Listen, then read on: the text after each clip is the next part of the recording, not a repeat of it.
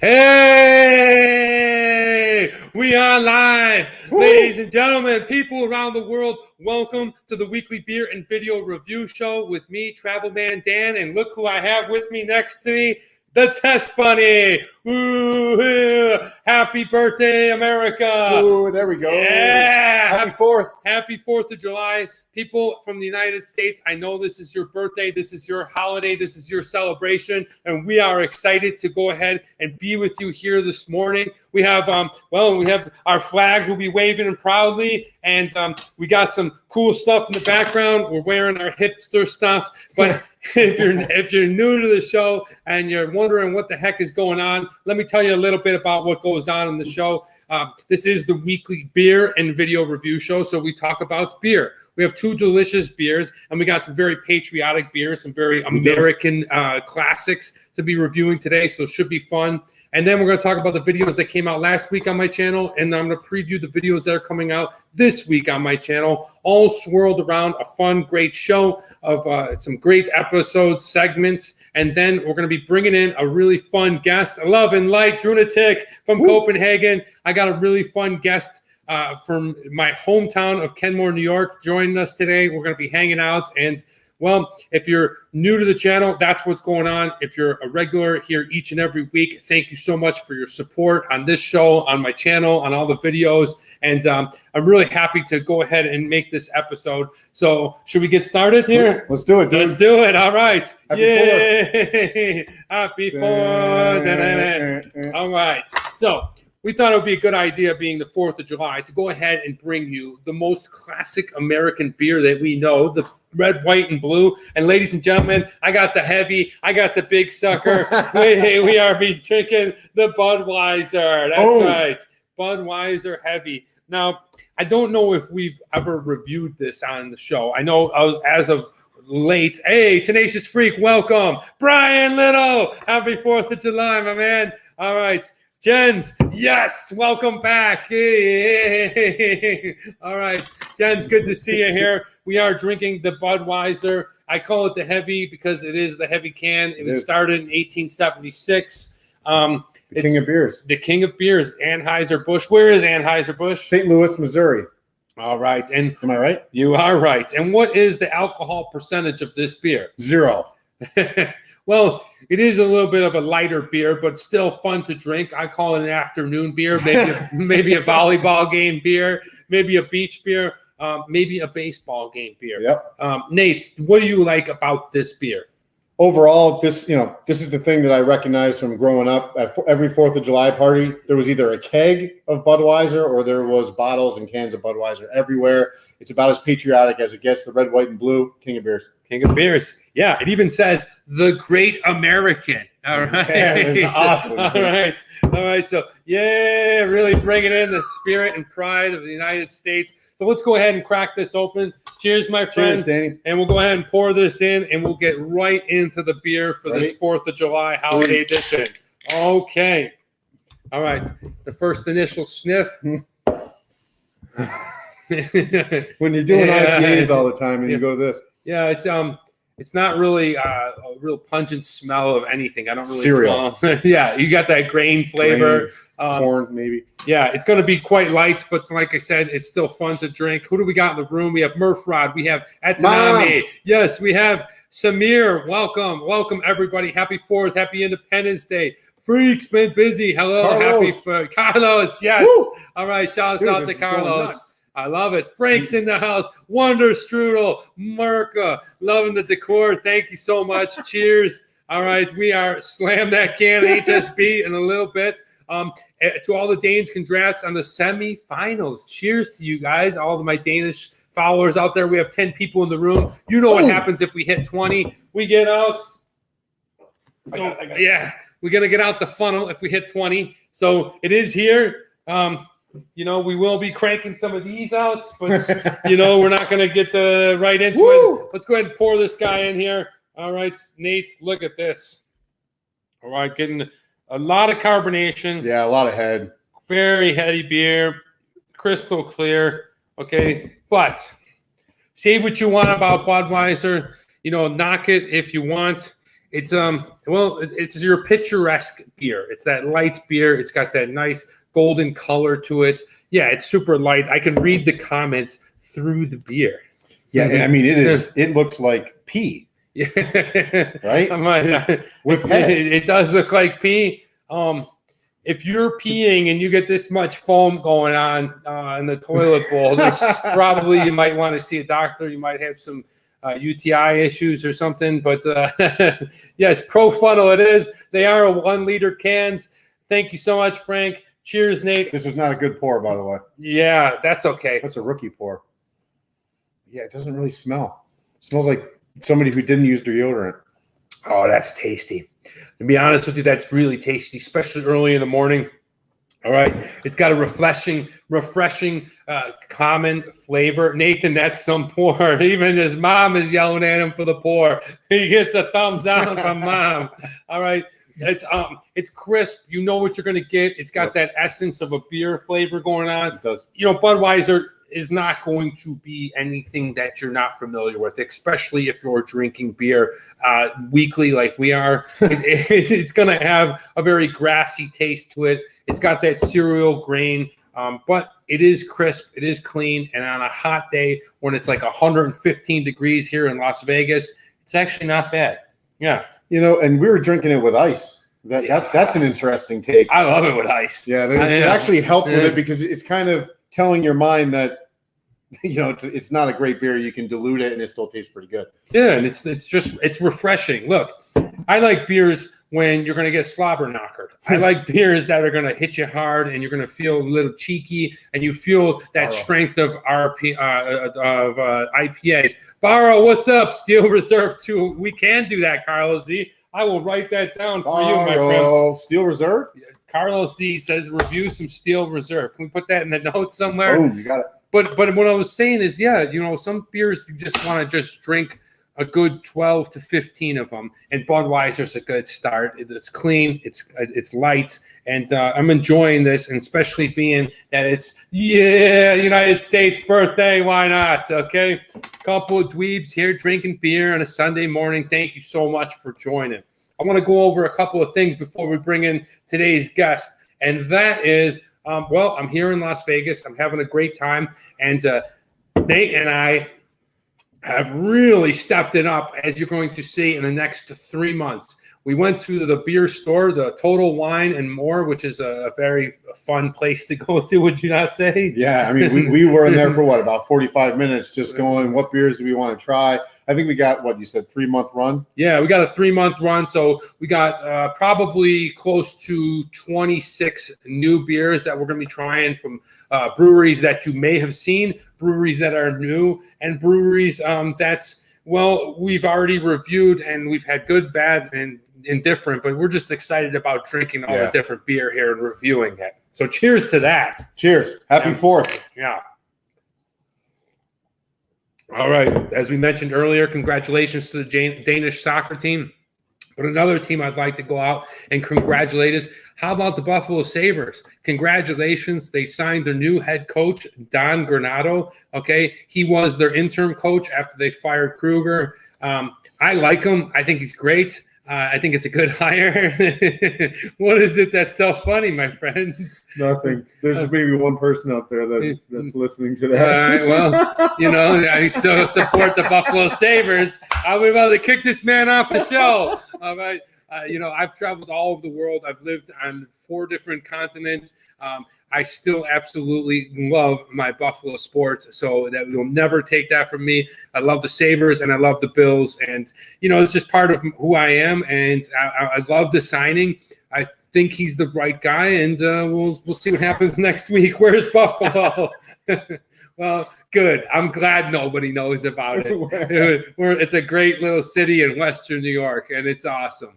All right, moving on to the next thing. Sticking with sports, I don't know if you guys saw this or not. Hey, go United States!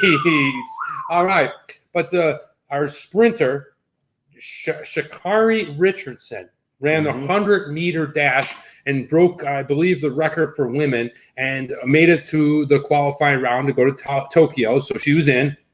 Unfortunately, she got caught. She pissed hot, and she got caught and busted with steroids. What does that mean? Well, she was using not steroids. I'm sorry, I correct that. She was using marijuana. Oh. And there's this big controversial thing going through that she liked a little toke. But, hey, I'm all for it, man. I mean, maybe that's why she was running fast. I thought I would bring it up. I know it's one of those things that are controversial, but I hope this young girl gets to represent the United States. I hope they find a way to go ahead and disband this thing, because it's kind of like, how do you have like 15 states legalizing marijuana, and then for the Olympics, then we're holding this girl from her dream? It's just a really controversial thing. Let me know what you guys think. Should she be able to run, or do they hold a standard to the rules? What do you think, Nate? I agree with you, Danny. Yeah. Yep. I think that they should give her a shot. I mean, listen, like you said, 15 states have it. What's the big deal? If it was performance enhancing, then we'd say, all right, we got an issue, but it's not. Yeah. From what I understand anyway. Yeah. And, like she came out and she admitted it, and she didn't hide anything. And she, so let the girl run the Olympics. Let her represent the United States. I mean, I want to go, that is her dream. And, why do we draw the line there if we let everyday regular people go and puff, you know what I mean, and hit bonks? But anyway, let me know what you guys think. And special people have special rules, though, right? I mean, I guess I don't know. I mean, me neither. It's debatable. I was going to run in Tokyo, but then I got high. Afro man. I love it, man. I love it. I want to go to Tenacious Freak, and he said that the connection is great today. Go awesome. Red Eye. Oh, you damn believe it. I'm definitely going Red Eye. We got 17 people in the room. If you can, be sure to go ahead and hit that like button. That helps out the show. That helps out the algorithm. One thing that I do want to bring up is, unfortunately, next week, next Sunday, we will not be at the regular scheduled time with the regular. I know it happens once or twice a year. Remember when I told you guys I was going to be moving studios? There it is. I am moving studios. So how about there we go. Travel Man Dan is moving studios. There will be no weekly beer and video review show at 10 a.m. But if you're still awake, we will be doing a Just One Beer show that Sunday night, Pacific Standard Time, at 6 p.m. So if you want to catch me still drinking, we're still going to put out a video. It just won't be the structured weekly beer and video, because I'll be literally moving. I'm moving to the most northern town of Los Angeles, just on the edge of the mountains, just on the edge of like the forest area. I want to get more into nature. I'm moving close to a giant lake where I can, get out there and do some more fishing and stuff like that. LA for me has always been fun, but literally the last 20 years I've lived in the crunch of 20 plus million people. And I'm ready, you know what I mean? I'm ready to go to a little quieter. So I'm moving the studio out to the northern part of LA. I'm really excited about that. But the only day I could move is Sunday. So it's got to happen. But stay tuned for that. Euro Cup, and congrats on a moving production studio. Thank you so much. But yeah, this is what we're drinking, guys. If you're just hopping around the show, Nate, we are drinking the Bud Heavy, dude. The big old Budweiser. Okay, delicious beer. Tell us a little bit what you think in the sip. Well, the thing is, when people get too serious about reviewing beer, they'll look at a beer like this and they'll mock it, right? Yeah. Which I understand. It's not an IPA. It's not complex. It doesn't have any body. But you know what you can do with this? Drink it all day long. Yeah. And when it's cold, I like it. So I get it. When you're a beer snob, that's cool. I'm not a beer snob. I don't think he is either. No. I like drinking Budweiser. No, actually, we kind of just like this show to stay the way it is, because, being a beer snob was never our intention. Like, we definitely want to bring some value and some knowledge to you about different beers, but we'll never shun on beers like this. We call them more common beers. Macros. Macros, common beers, whatever you want to call it. That's what we do. We review every beer, whether it's light, heavy, strong, whatever. It doesn't matter. But this is today's beer, and it is pro United States of America. King of beers, Budweiser. Check it out. All right, but now I'm so excited. Enjoy. Thank you, Frank. I appreciate that. I hope you guys have a good 4th over there. And East Coast is not complex. It doesn't have a body. True, but it's still good. Yeah. Cool. Absolutely. It's the type of beer that you want to go ahead and just drink. Cheers, Baro. Good to see you. I hope you're doing good in India. Guys, now I want to bring in today's guest. And today's guest is very how do I say this? It means a lot to me. It means more than a lot of other guests in terms of, this next guest I actually grew up with. He's known me for a very long time. He is just another kid from Kenmore. He's a very good friend of the family type of guy, just a regular blue collar, goes to work, regular guy who likes beer, who is a U.S. military veteran, who was going to talk some stories about his travel in the military. Just an overall great guy, is a supporter of the show when he's not on the show. And, like I said, every guest means something to me, but the people from my hometown are so special because they knew me long before I started doing this. So without further ado, ladies and gentlemen, please welcome today's guest from Kenmore, New York, Mr. Mike Capela. Woo! Yeah. You got to click him in, bring him on. Bring him on. This guy's drunk already. Bring him in. Mike, yeah. Hey, welcome. What do you got there? Nice. Little 82nd Airborne representing. I like it. To piggyback on your guys' review, I told you I was going to bring you a surprise. Oh, nice. I was bringing a surprise to add to our beer. What the hell? Review. Oh, Yankees this was just released. What? This was just released. I'm trying to get a better shot here because the light's a little funny.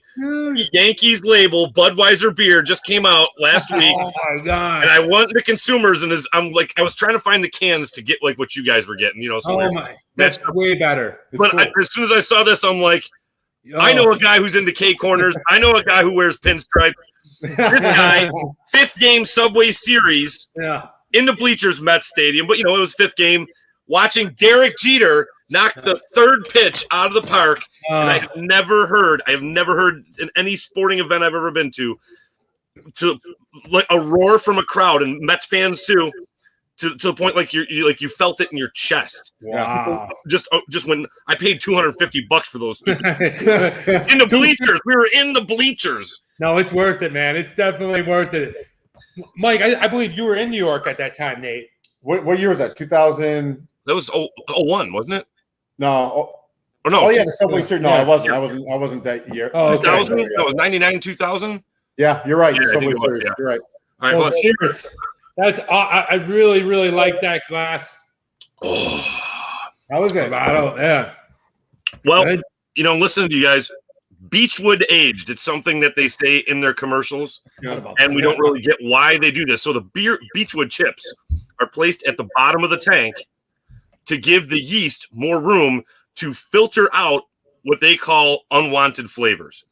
And so, like you guys were saying, and a lot of other people commenting about how it's not complex and it doesn't have this. You have to realize why it was brewed and the audience it was brewed for. Again, St. Louis, Missouri. And we're talking, late turn of the century. People wanted beer for refreshment. They weren't looking to say, man, I noticed there's no noble hops. They drank it every day because, as you know, water wasn't exactly clean. Right. So, and in the turn of the century, you drank beer with your lunch. You drank it regularly just because if it's brewed and it has alcohol in it, it doesn't have bacteria. So one of the reasons Busch beer was brewed to taste like it tastes like water. Well, yeah, because it was meant to be refreshing. It wasn't meant to be something that you had to wrap your lips around. So there we go. I love it that you just come on the show and you just coming in hot. You're coming in hot, man. I mean, the thing is, you brought the Yankees thing, and my earliest memories of the Yankees are Don Mattingly hitting home runs. And going, a time every time a Yankee hits a home run is Buds for you, and then it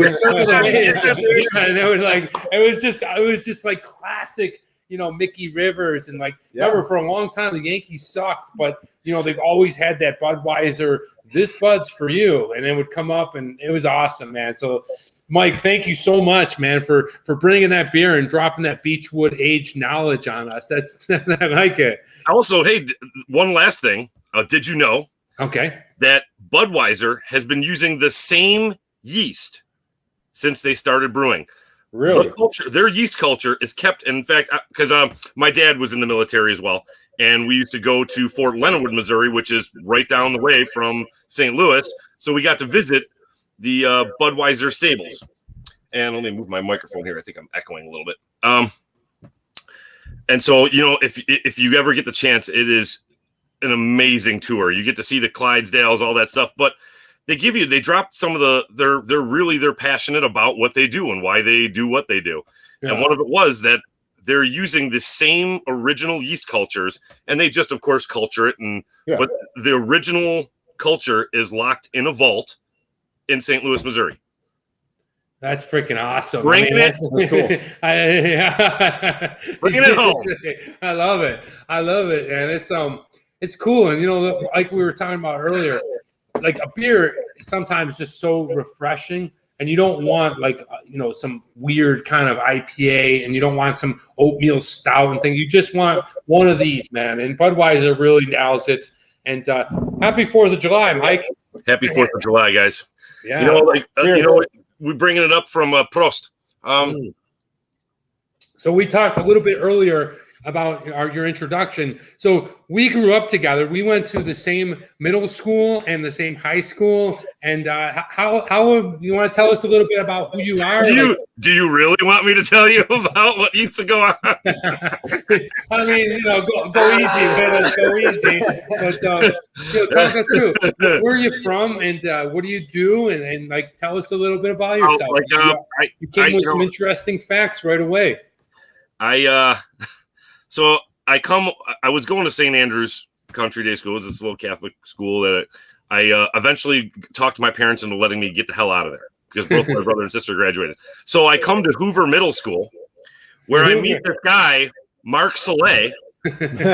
Yes, my brother. And mayhem from there began into delinquency and on and on. And then, of course, his little brother live up to that reputation, and man, they were some of the best times of my life.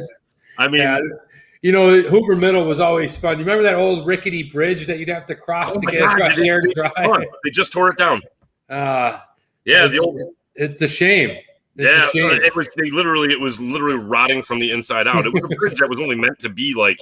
I work for the town of Tonawanda. I work for the town that we lived in and grew up in. So I'm a Tommy Tonawanda. I live here, grew up here, work for it. My wife's on. Let's see the little. Yeah, Alyssa. This is awesome, by the way. Hi, Alyssa.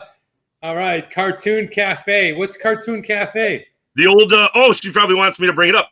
The old. Do you remember in our lunchroom how they had all those cartoons on the walls? Yes, I do. So one of our friends is a maintenance guy for the Kenton School District. And the Batman and Robin that was up on the wall, he snagged it and gave it to me. I'm a huge Batman fan. That's awesome. I have it in my basement. The huge Batman and Robin and Joker is in my basement. That's pretty cool. And that is pretty cool. Danny, this is for you. This is for your brother more than anything. Okay. Mr. DeCarlos, our old gym teacher. Yeah, exactly. His son is now teaching gym there. No. So above the door, I was just in the school for my son's basketball game. So above the door, I walked past it, and I literally I got this I couldn't believe what I just saw, and I'm like, it says Mr. DeCarlos, gym teacher. I'm like, get the fuck. No. So I went and asked around. I'm like, did they just leave the plaque up there in memorial for the guy or something? They're like, no, it's his son. That is great. My brother used to make cartoons of our gym teacher. Oh my God! And put all his friends in there, not just drawings, just full on comic strips. Really? Yeah. It was not a love-hate relationship. It was more a hate relationship. I think Mr. Carlos truly hated your brother. Oh yeah, dude. There's way more stories than we'll have time to get into, but it was definitely okay. So Danny and Mark's mom worked at Hoover, and so you guys were marked. Yeah, you guys were marked. They knew everything you guys did, and it was and your brother loved to turn this guy's screws. He thrived on it, man. The imitations, the cartoons. Anyways, we got to move on. It's just so great. It's so great to hear just a little bit of remnants of my childhood and through my brother. And, you know, it's really fun to hear. And I just want to go back to what Chris Rizzo said, who is the chef over at the Buffalo Tap Room. He said, I just saw your dad and Steve. That's awesome. And now Chris is the chef over at the Buffalo Tap Room. If you've never been there, you can check out my video. Order the Cajun wings on the grill. They're freaking amazing. Chris, you do a great job. And I miss all the food in Buffalo. And, yeah, I'm not really sure. Jens is saying he can't read the comments. I'm not sure. But, Mike, okay, so we grew up together. Now you're working for the town. You're living in the town. But you were military for a long time. Right. Were you a part of just tell us a little bit about your service and where – you know, nothing against it, but I lost track with a lot of my friends when I moved away. No, I did, man. I kind of when I joined the Army, I joined late in life. I joined September 12th. Wow, really? September 12th. Yeah, wow. on the day after 9/11. Wow. So I mean, like most Americans, because I went to school with a guy who also did that. Remember Jimmy Faraci? I don't remember. He was. Oh yeah, I do. Yeah, he did I think he did the same thing. He signed up. You know, a lot of people were inspired. So you joined the Army, full active. Yeah, I was joining the National Guard. Okay. I knew I was going to join it. My dad was a combat engineer and his demolitions explosives expert. And so my dad was long retired, had been retired for a while. And after it happened, they wanted to put fortifications up around the 98th Division headquarters in Rochester. And they called my dad. And, you know, my dad, he picked up, he picked up the phone and he was like, I'll be right there. I mean, it wasn't even like I was in the kitchen and he was like, yeah, I'll be right there. Put on a t-shirt, threw on a t-shirt, threw on the sneakers and out the door. And he was driving down to Rochester to kind of give them an idea of how far away they would have to put barricades in case there was an attack or a blast or anything. That was his forte. So I thought, you know, if my now long retired dad is, you know, going to get up and do something, I'm going to get up off my ass and go do something. And I did. I went right down to the recruiter's office. It happened so that one of the guys that went to my gym was the operations sergeant for the 105th Military Police, John Donahue. Hopefully he's watching. Give him a shout out, Johnny. And was like, yeah, man, what do you want to do? And I said, well, I don't really know. And he said, why don't you come join my MP unit? So I look at this. I used to wear this guy in Iraq. That's awesome. This is field worn. It's a nice condition because I had two of them. This was the second one I had, and this one didn't get beat up and nasty full of salt. But yeah, we got that. So that's like you wear on your sleeve. Yeah, right? your MP Broussard. Yeah. Oh. So you know, I was overflow, so I went to Fort Benning instead of going to Fort Leonard Wood, which is where the MPs usually will go for basic training. Obviously, just like I did, like your other friend had done, many people joined up like right then and there. So they were just stuffing you in wherever they could get you. And so I ended up going to Fort Benning, Georgia, home of the infantry, which is why like I'm proud to wear. I was attached. We were actually part of a conglomerated group with the 82nd Airborne. So that's why I'm happy to represent 82nd Airborne. We were attached to the 26th Airborne, which isn't the kind of – these guys jump out of planes. The 26th Airborne that I was attached to do not jump out of planes. The Airborne tab is attached to any unit that has a dedicated air wing, which means they have aircraft dedicated to get them anywhere in the world in 72 hours. Really? So that's what that means when they say Airborne? Like when you see Airborne above the 82nd and above the Screaming Eagles, that eagle head, they jump out of airplanes. Those are the guys from Band of Brothers, 81st. You know, they're plane jumpers, man. They know they pop their chutes. But there's other units where you will see a crest or whatever whatever the badge may be, and it'll have the Airborne tab above it. One way you can know, and this will be something just so like you see how the corners of the tab are touching the unit symbol. Yeah. It's just a weird little military thing. So if you see this symbol slightly detached from the emblem, that means it's not a jumping unit, it's a dedicated air wing unit. Oh shoot. Interesting. Yeah, there's little things. So like any of you guys who are like when you talk about these guys for like how do these guys spot these what the hell you want to call it? military divisions, military. Well, no, units, these guys who do like the stolen valor guys. Oh yeah. You ever see like videos on YouTube and you're like, man, wow, how did this Marine like know this guy was stolen valor? Or how did this Army guy know this dude was doing, dressing up like a soldier, wearing the ribbons and stuff?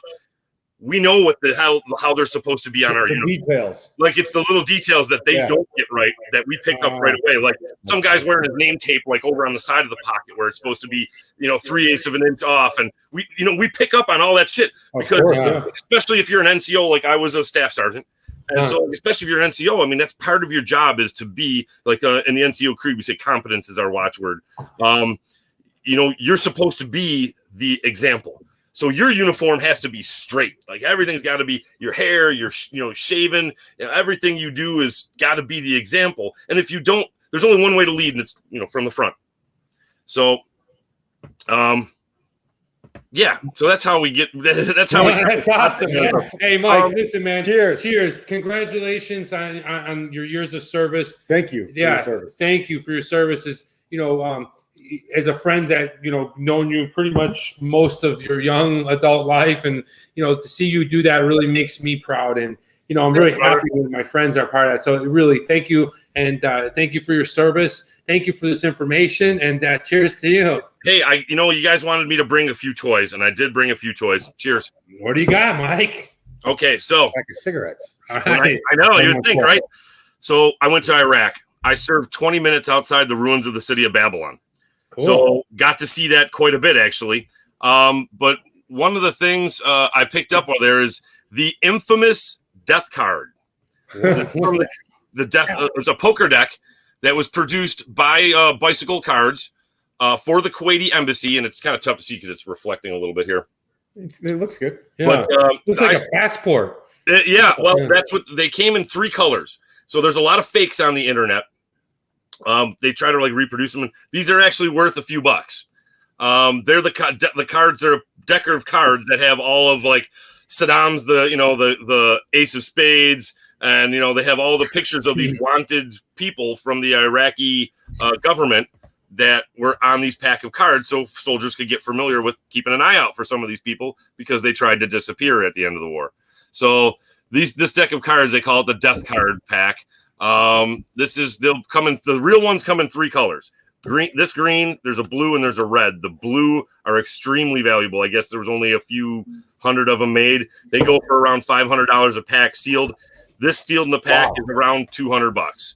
Holy crap! And how did you just buy it? I bought it off it was happenstance. There was a sergeant major that was selling them for $5 a pack. He went to the Kuwaiti embassy and he bought up everything they had in the gift shop. And he was selling them for $5 a pack, and a bunch of us were like, "Yeah, what the hell? I'll buy one." I wish I had bought 10 of them. Oh man, that's awesome! You know what that calls for, Mike? That calls for a little 4th of July beer pong action. What do you got, man? All right, I have. It's not part of the review, but I had to do it for 4th of July. I had to do this for 4th of July. So George Washington chopped down the cherry tree. Oh, there we go. And so we have Samuel Adams, another founding father, cherry wheat. So I'm going to have to bomb this with you, Danny. I'm going for it. Up. I ain't going to be drinking this one right away. We'll funnel it up from a couple of kids from Kenmore. Well, I mean, okay. Can you throw Allentown in there? Allentown, yes. Slatesville? Yeah, I feel bad. Nate, do you feel bad? Talk about your hometown, Nate. There's nothing to talk about. Yeah, sure there is. There was 2 dogs, a stoplight, a Subway. I mean, Nate is from outside of Philadelphia called Slatington. Yep. And it's true. Okay. I know where that is. No, you don't. I do. Hell yeah, I do. Oh yeah, actually, I do. Yeah, that's awesome. I've been. You know what? Well, Nate, do you know where Fort Indiantown Gap is in PA? Yeah, I do. I do know where that is. All right. I used to drive to Fort Indiantown Gap every once in a while for doing training and whatever else. I did my NCO school, which they call Warrior Leader Training Course. You know who lived there? Yeah. You know who lives there? Well, to become a sergeant, you have to go to this school. So I was getting I hadn't gotten them yet. I was about to get my stripes. The guy who came to do the presentation was none other than Band of Brothers, like big shot, I said big star of the show, if you will, Dick Winters. Oh, Major nice. Winters. The real Dick Winter. The real Dick Winters. Really? Not the actor, the real Dick Winters. He lives in Hershey, Pennsylvania, right down the road. Oh, He every once in a while would show up to these and just, dude, it was like shaking the hand of Sinatra. Oh, that's awesome. To actually meet him. And one of the things I asked him, and I'll throw this, I don't want to talk blah, blah, blah, blah, blah. A couple of these, and I tend to do that a little bit. But, you know, I asked him about something he said in the movie, which I carried through my whole career. And I honestly, it did. In the movie, there's a scene where, you know, Major Winters yells at Buck Compton, who's a lieutenant. He's gambling with his men. And he says, you know, what would you have done if you had won? He goes, oh, you know, it's only a few bucks. He said, never take from these people. You know, as an officer or an NCO, never take from your people. Never ask more of them than you would give to them. You lead from the front. And so I asked him if he had actually said that. And he said, absolutely. He said it was a cornerstone of the way he was. And any of his guys, and if you watch the movies or, you know, the TV series, he really was that guy. I mean, like, the movie doesn't like make him sound more awesome than he really, that anyone who talks about him. In fact, Clint Malarkey, he's from town of Tonawanda. In fact, if you watch the Band of Brothers series, I've heard that. Yeah, I've heard. Yeah, I did his cardiac rehab at the aquatic center when I was a trainer there back in the day. Wow. I asked him, like, I laughed because, you know, there's a scene from Band of Brothers where, you know, that one of the other guys says, well, Clint, how did you end up here? And he said, well, you know, I was in town of Tonawanda. You could tell he doesn't know. yeah. Tonawanda, huh? And when, you know, and the da. So, and here I am talking to this guy, and I asked him, hey, you know, was it really like the movie? I mean, is it really kind of accurate? You know, did Tom Hanks really stick to it? And he said, yeah. And I'll tell you, you know, the guy who got us through it was Major Winters. And here, fast forward 7-8 years later, here I am shaking this guy's hand. That's awesome. Talking to him. So a little bit of. I love it. That deserves a funnel, in my opinion. Yeah, it does deserve a funnel, guys. Going for it. Here's the Dick Winters. Major Winters.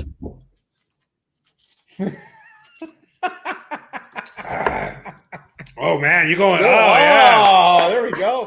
Nice, Mike. Cherry wheat. How's that on the palate? This is my go-to, and the reason why I had this. I love it. This is my go-to, Danny, when I do the Guinness black and tans. Chocolate-covered cherry. You do a black and tan with cherry wheat and Guinness, it makes the Guinness taste like chocolate, and you get this nice little sweet cherry finish.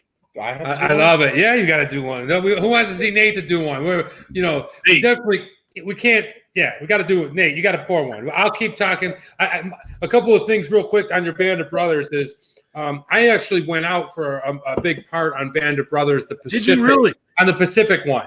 I didn't get it. Yeah. Yeah, I didn't get it. I forget, but I was obviously a lot younger, but that was that. And then I think when you talk about like shaking famous people like that, the most famous like military person I met Buzz Aldrin. Did you really? Yeah, he was awesome. He's like, get the hell out of here, dude. Yeah, he's fucking awesome, man. I was working at a space museum in LA, and it was like one of those anniversaries. There's no age limit for beer bongs. Yeah, it was great, Mike. Apparently he's awesome. Like, really real quick, before I forget, now I want to say about the Pacific the theater Band of Brothers. Most realistic firefight I have ever seen on film. Really? From a guy who's been in a few of them. The most realistic I have ever seen of a firefight where like the gun noises weren't Hollywooded. You know, like a 9mm pistol doesn't sound like a cannon going off. And you know, and if you watch Lethal Weapon, you would think that's the way it sounds. You know, they sound like Weapon was great. But it was just if you go back and if you really want to get an idea, there's two movies that I say have the most realistic firefights on film. The Pacific would be one. There's the scene where they kind of meet the Japanese, sort of like at a little bit of a canal or like a lagoon. And there's just this crack, and it's just this building storm of gunfire. That was one. And if I don't really like these movies, I'm not a huge fan of them, but Lone Survivor, heard of that movie? Yeah, I've heard of it. That is hands down the most realistic firefight on camera. Yeah, they didn't Hollywood the guns. They didn't Hollywood the fires. If you hear an M16 fire, it makes a crack kind of noise. And when the rounds go over, they have this like kind of a hiss, and then they make almost like a little boom behind you as they go past because they're the rounds are so fast they're literally breaking the sound barrier. Wow. That's really? Because it's such a small round. I mean, an M16 shoots a 22 caliber round, 5.56. It's in other words, how big around the bullet is, it's almost like a 22. So they travel really fast. So they almost make a little crack when they go past you. Look at this. He's going for it. Mike, I'm sorry to cut you off there. No, do it, man. I told you I will ramble. It's great. We're having fun here. It was leaking. What did you just shoot? Budweiser. Okay. It was leaking. What is that? That's the Yankees. This is the bottle. Now I'm going to try to get the label so you can read it. So there's, what a sergeant major is? Do you? It's like the highest enlisted rank you can get. Okay. All right. They're kind of like God walking. Nobody fucks with them. Officers, nobody. They're just their own animal. I love all this military talk. All right. So this sergeant major made the bunch of us memorize this little ditty about saying Budweiser. So if you read it forward, you'll say, because you deserve what every individual should enjoy regularly. Read it backwards. Remember, every soldier in every war deserves unlimited Budweiser. Wait, are you serious? I know. What is that on my can? Yeah. So if you take the letters, if you just take the letters and you start with the letter B, because you deserve what every individual should enjoy regularly. Budweiser. Okay. Budweiser. Now R. Now take it backwards and start from the R. Remember, every soldier in every war deserves unlimited Budweiser. Hell yeah! Oh, that's great. Oh, yes. All right. No matter who you're fighting for, you get a Budweiser and enjoy it. All right. Hey, more toys, more show and tell. Wow. Can you let's let everyone see. I hope you guys are enjoying this. Mike is a plethora of information. I love it. Oh my God. And my wife who's listening now would tell you an unending volume of useless bullshit. Yeah. But all right, so what we're looking at is this little piece of marble. Uh-huh. And this would be from the front steps of Saddam's presidential palace in Baghdad. Wow. And no, I'm not that jerk off who broke it off or smashed it off. There was already like a huge section of the steps that got hit by I don't know whether it was a small bomb or a mortar or what. And there was a bunch of chunks of it. So I reached down and grabbed one. In fact, you can still see there's like some glue on it where it was glued to the step there. And I also one last piece of show and tell. I have a couple more, but this is a piece of the chandelier from Saddam's one. Listen, he had hundreds of palaces all over. It was he didn't live in all of them. They were just basically a show of wealth and power. So this is a piece of chandelier. Let me see if I can get this. Wow. Piece of chandelier from one of the presidential palaces. And I have a bunch of this stuff, and this is kind of boring, but that's awesome. I love this stuff, man. This is the old Iraqi money. This is the old Iraqi dinar. This is when they changed over. When they took this, and I have some in the house I can grab. They still have Saddam's face on it. Those are the old Iraqi dinar. So once the Americans came in, they tried to. Yes, Budweiser was first brewed in the Czech Republic. I'm just reading this from Calvin Wong. Yes. It's not this information. In fact, Budweiser was sued by the brewery in the Czech Republic because over infringement rights.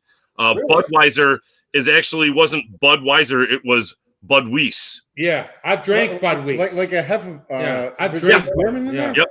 Yeah, I've drank in Germany and I've drank it on the border of Czech Republic. Yeah. 1623, I believe. I was just reading it before we came on the show.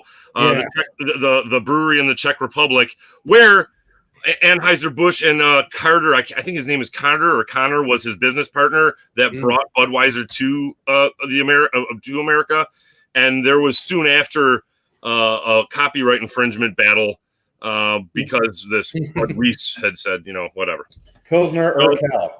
Okay. Well, Mike, listen, I'm going to keep things rolling. I love all the stuff that you got. I love that you brought that piece of rock and rubble from Dom's steps, the chandelier, the money. But I got to ask, I'm more curious than anything. What'd you do to your finger? Was it a hammer smash? Oh, no. Okay, so I was putting in some nail polish. That weird, right, so a few things about myself. So if people are watching it, they're like, I think he's got some kind of fucked up eye. Awesome. So I have an eye injury that I had from when I was a kid. So that's why I have this crazy looking eye there. Yeah. So it helped me out in the military. I'll keep this in a nutshell here about my finger. I was installing a 2,800-pound diesel motor last week, and it bit me. So I honestly at first I thought I lost these three. So we're talking like this motor, like it stands from the. All right, I'm sitting here on a bench, so it stands about from the floor up here. It weighs about 2,800 pounds, and I'm moving it around with a crowbar, trying to get it like on the motor mounts to line up, and the bar slipped, and with all my weight and all my strength. Pow! I'm like, it was the silent scream. Do you ever hit yourself so hard where you do the? That was about that. That was the silent. You don't know what's going on. So, anyways, so this eye has made me a lot of money, and I'll tell you why. Because Danny knows this from looking at my Facebook profile. I am a 3-time state champion, twice national champion marksman in the guard teams. Really? Arms guard teams, yeah. Distinguished shooter. Three times the tag match, which is the state adjutant generals champion, twice nationals competitor, and I got my distinction to go to compete with the President's 100, which is the 100 top shooters in the United States military. Wow! I mean, look at it. When people would see this, now listen, my drill sergeant, when he first saw this, he was like, I'm standing there and you're, he took one look at me and he's like, oh, hell no. And so we started shooting. Now, my dad was a competitive marksman, and my dad told me, you know what, the only people will ever stop fucking with you about it is you prove them wrong. Yeah. There's only one way. There's only one way they're going to do it. So when I started shooting, my drill sergeant was like, he noticed I'm shooting 1/4-inch groups. Day one. He's like, Capela, you cross-eyed motherfucker, you sure can shoot. I said, yes, drill sergeant. He's like, who taught you how to shoot? The last thing you want to do when you join the military, like, or especially like active duty or whatever, is try to throw your family name. Like if you have someone that's your father or whatever, mother who's in the military and they're of a high rank, the last thing you want to do is say, oh, my dad's a first sergeant or my mom's a lieutenant. You will it invites them to fuck with you. So, the last thing I wanted to do was say my dad's a first sergeant and, da-da-da-da. So I was just like, oh, well, my dad's a really good shooting. Your drill sergeants are smarter than you think they are. They call all your parents because they want to get the lowdown on you. They want to know everything about you because they want to know. They're going to put guns in, at one point, they're going to put a gun in your hand with real ammunition. So they kind of want to know if you're a little. Yeah. Before they do that. It's almost like they're testing you a little bit, right? What's that? They're testing you. Oh yeah, dude. They're some of the best psychologists in the world, man. They can read a people like a book in about 30 seconds. So this drill sergeant says, when were you going to tell me your dad was a first sergeant? I was like, I fucking wasn't. I fucking wasn't. So they put some money. I knew money. Now it never came out exactly what happened, but I knew money went down on this because the first sergeant of my basic training company fucking hated us, all of us. He was a ranger who got stuck in a basic training company probably because he was an asshole, and he was. Wow. So I scored. They started seeing how I was shooting like the days leading up to final qualification, and they were like, my drill sergeants were like, listen, if you choke, you choke. If it happens, happens. Well, let's just say there might be something in it for you if you come up big on qualification day. You think you could do it? I said, sun shines on a dog's ass someday. So, and I went up, and the first time I banged, when I official qual, I banged 40 out of 40. Wow. Hadn't been done in an entire summer. 40 out of 40? 40 out of 40. So like you have like 20 prone, 20 unsupported. I banged all of them. They're pop-up targets. So I banged all of them, 40 out of 40. And what's the distance on that? Goes anywhere from 50 meters to 300 meters. Wow, really? So I'm banging them down. And so that's a rifle, obviously. Yeah, M16. It's all it's all on semi-automatic, and you're supported. So you got sandbags, unsupported. Now they've changed it again and actually improved it. Now we're also include kneeling and some of the other things that the Marine Corps had always done that we should have never got away from. And I can go I could do a whole show on that. But so I banged the 40 out of 40, and this first sergeant, ours Bullock, he fucking hated it because you got this medal that says you're expert marksman, right? It was like poison to have him pin it on my chest. He like that, and that's how I knew he must have been one of the guys who bet against me because the other drill sergeant, when they saw the scorecard, when the tower, you got this command tower, and he's like, Wayne 12, 40 out of 40, and all the drill sergeants, they all do, like my drill sergeants in my platoon who would know, and they've been watching me shoot, they all kind of sat back and looked at each other and got this smile on their face. I'm like, oh yeah, fucking money changed hands here somehow. So this first sergeant Bullock is like, he's trying to pin this medal on me, and he's just like, it's poison. He just couldn't stand that he was doing it. So I'm like, oh, you fucking bet against me. And he goes, oh, smile, private, smile. Yeah, I bet you couldn't do that again to save your life. I was like, well, there's only one way to fight. Dude, and you never did this shit. And I don't know what the hell came over me. A little ego came over me. Never talk back to your first sergeant. Active duty, that's like that. You know what I mean? So I was like, first sergeant, there's only one way to find out. Oh, really? Oh, you think you can? So he was just, all he wanted me to see was, oh, it's going down. Boom! Woo! Yeah. Come on, you done? I'm done. It's 20. Mike, it was leaking, but hey, are we actually going to get to the other beer? Yes, we are. I've been yakking your damn ears off about my Army. No, I love it. I just want to go back and go over a couple of things. First of all, Chuck Fairmusk is here. Thank you so much. Thanks for the love, JR guys. Mike, I think what's really kind of the thing that I want to just say before we're going to go ahead and finish the Budweiser and score it. But one thing I really want to say is anybody that ever watches this video, that's watching it now, that maybe has seen this or heard this story, I mean, it couldn't come more of an inspiration from your lips right now, because people know me from watching the show. They know that I'm about people that do things that once they say it, they actually do it. And for you that, didn't choose to be the victim because you might have, like you said, an eye problem or an eye issue. Not only did you go ahead and take that and face it head on, but you fucking became an excellent marksman, and you became the best. And one of our top 100 shooters. And I think that's so important to not know his story, but also inspire others that whatever you might have going on in your life, just choose to look past it. Choose to look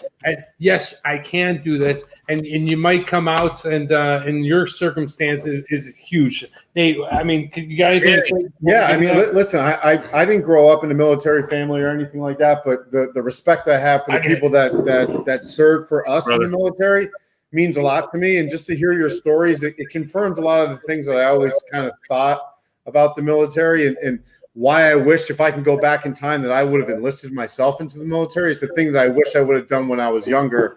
I want to tell you, Nate, it's great hearing the stories. It is not for everyone.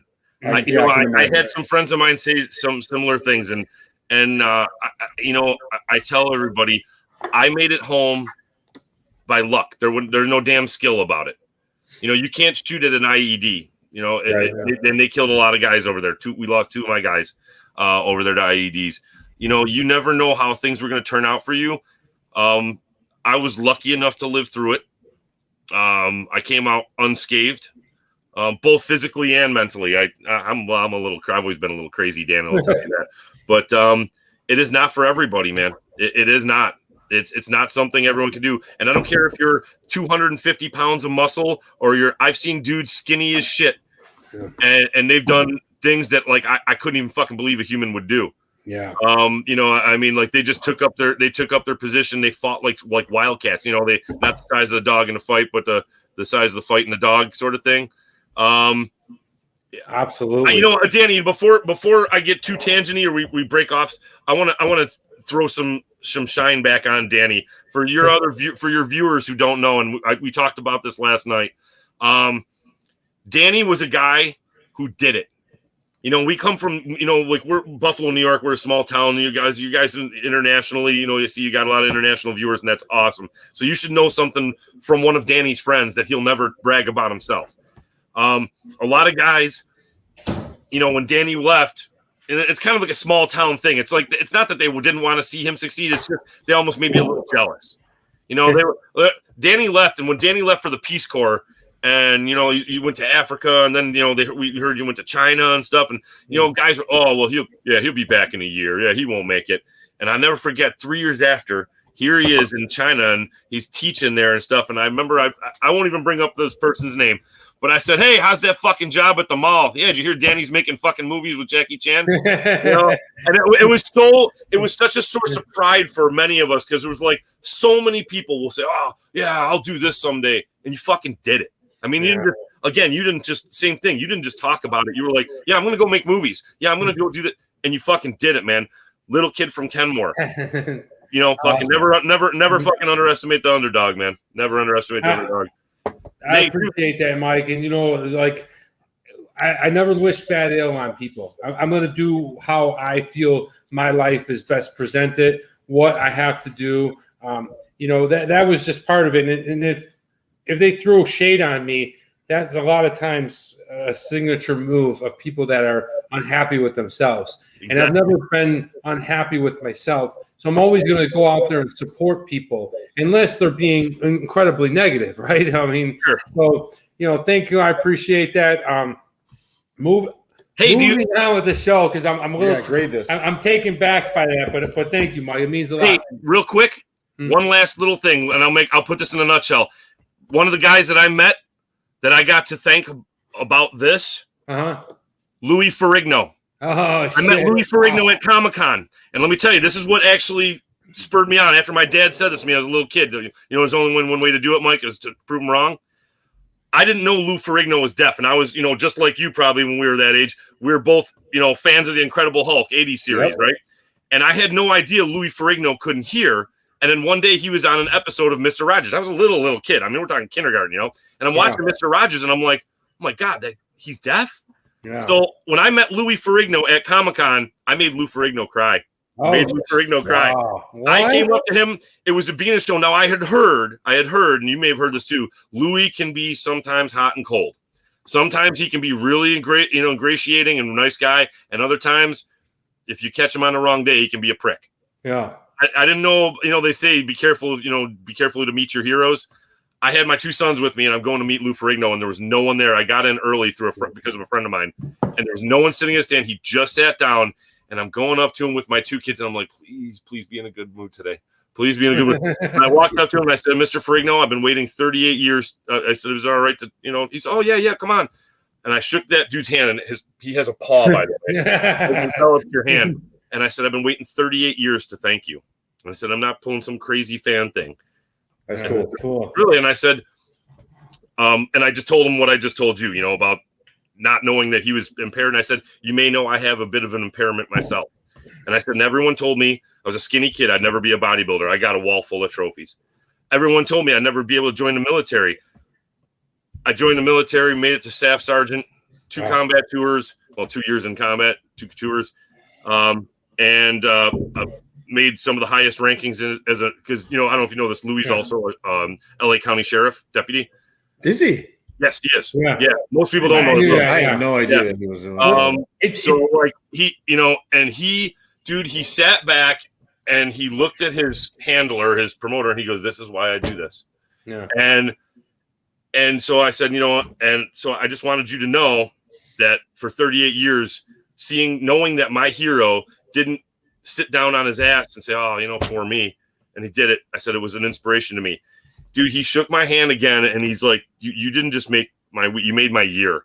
Wow. And he's glassy eyed. That's awesome, in the corner. I'm like, I just made fucking Louis Ferrigno cry. So, we'll move on. I'm done talking.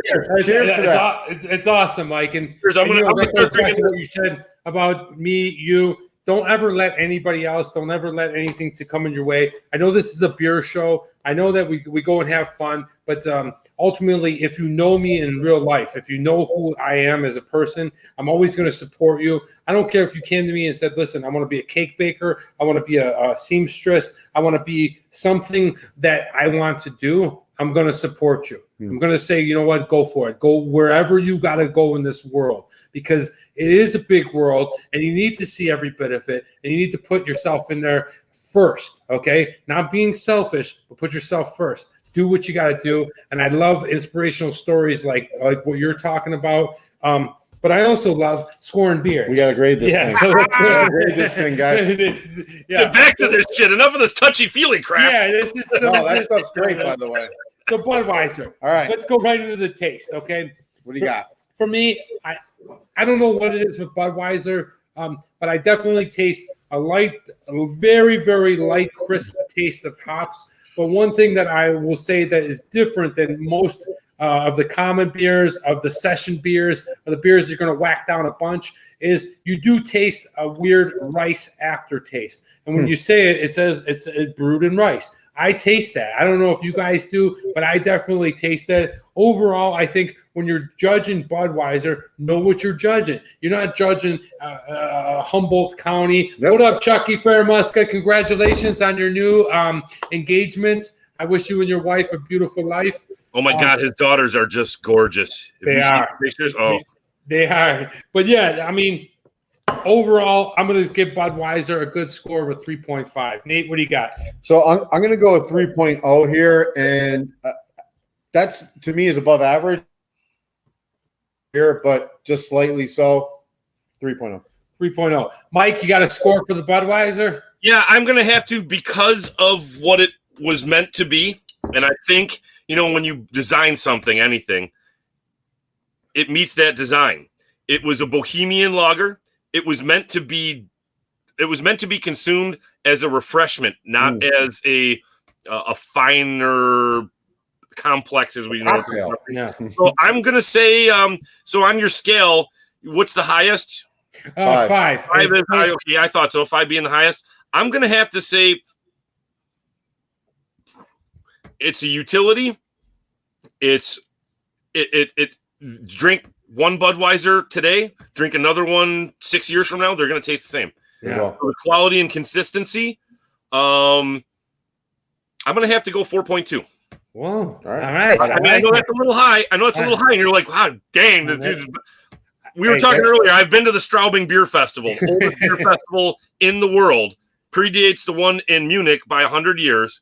I have tasted beers from Straubing Brewery that many of which aren't even imported. So I do have a wider palate than this. Well, one thing about this show is we like to hear from everybody. Everybody has a different taste. Everybody has a different way of judging the beer, and that's completely fine. That's what we like. I'm judging it from a historic standpoint. Yeah, which is cool. That's when it comes to the access, that's going to impact that score because of the availability. We drank beer in Iraq, supplied by Budweiser. Yeah, we embrace opinions. So we really do. I mean, that's what life is about, is learning how to dance with that. If you don't like it, tell us. Yeah. But now let's go into the price. So I bought these two guys, these two canyons. I brought them for Nate's in Los Angeles. I bought them for 2 for $6. Okay, so this is $3. But how many ounces? 24? It's got to be, right? Yeah, it's a big can. It's 2 cans. 2 cans. So why does it not say that? We're going through it. 12 fluid ounces. No, it can't be right. Anyway, it's a big freaking can, right? It's a big can. All right. So I bought this. So $3. I thought it was a good price. You know what you're going to get, like we've said. Budweiser. Picture this, right? You lay down $12. You're going to get 4 of these. It's probably 2. So that's 8 beers for $12. Yeah, that's a pretty good price. So I'm going to go ahead and give the price also a 3.5. Nate, what do you got? So it's tough to knock at any points for price because it is such an easily accessible beer in terms of buying it. Everybody can buy this beer, right? So I got to go 3.5. Don't love the beer overall, but price is great. I'd go the same. I would do a 3 actually, because sometimes I feel like Budweiser's a little overpriced. But wait, I'm gonna go to Drunatic's comment. Slurry Soleil. What the hell is? Hey, Drunatic from Denmark says Slurry Soleil. Sure, Barrel. Yes, absolutely. Veterans are people with experience. Budweiser, isn't that like beer faux pas? Well, see, that's the big misconception. It's still beer. It's not going to be a refined beer, but they're not saying it's going to be a refined beer. They're saying drink 10 of these today when it's hot outside. Put some ice in it if it gets warm. Yeah. Let's go to the design. We got the red, white, and blue. Philo. Red, white, and blue. United States. You know what you're going to get. The change, the can has changed over the years, but it's still that same Budweiser can that you're familiar with. I like it. I like it a lot, actually. That's one of the things I like the most about Budweiser. I'm going to go ahead and give it a 3.5. Nate? Yeah, so I'm going to do a 3.5 as well because it's an American iconic brand. It's red, white, and blue. I love the dominance of the word Budweiser on here. I love their logo, their insignia, whatever. He's got a Yankees one. But Budweiser overall, it's clean, it's simple, it's American pride. That's what it is, so I'll give it 3.5. Mike? Just the fact that the United States Army adopts this beer because it's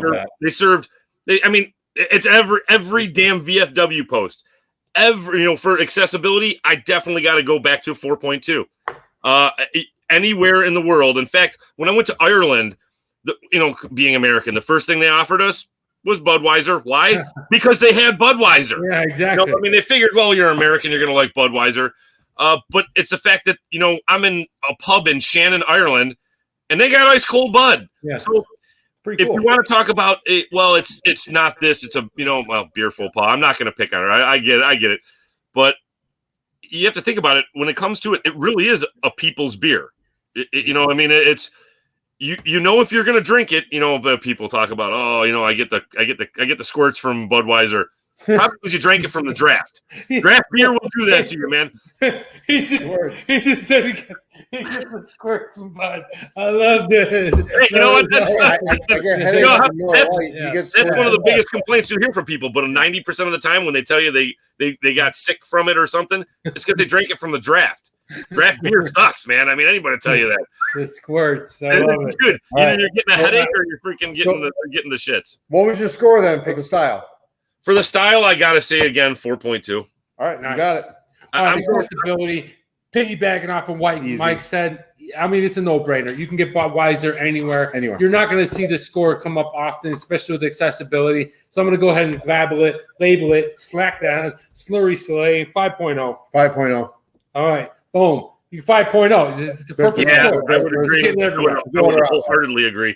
Let's go to the TMD X Factor, the Travel Man Dan X Factor. I think what Mike was saying is true. As I travel the world, being an American, as long as I'm not boisterous and over the top, people are going to offer me a beer. What do they want to offer me? Something that I'm familiar with is going to be Budweiser. I've been all over the world, and they always offer me a Budweiser first. I'm always inclined to try a traditional local beer, but it is there. I think that's cool. I think that they're sanctioned with the U.S. Army, like Mike said. Mm-hmm. I think that they're a proud sponsor of the New York Yankees. Mm-hmm. Definitely brings it up. I'm giving it a 4.0. All right. So for me, I'm going to go in a different direction here. All these, taste, access, style, price, I had to give them the score. Accessibility 5.0. So it's going to be a high score already. I'm going to do a 2 for the X Factor because it is such a commercialized beer.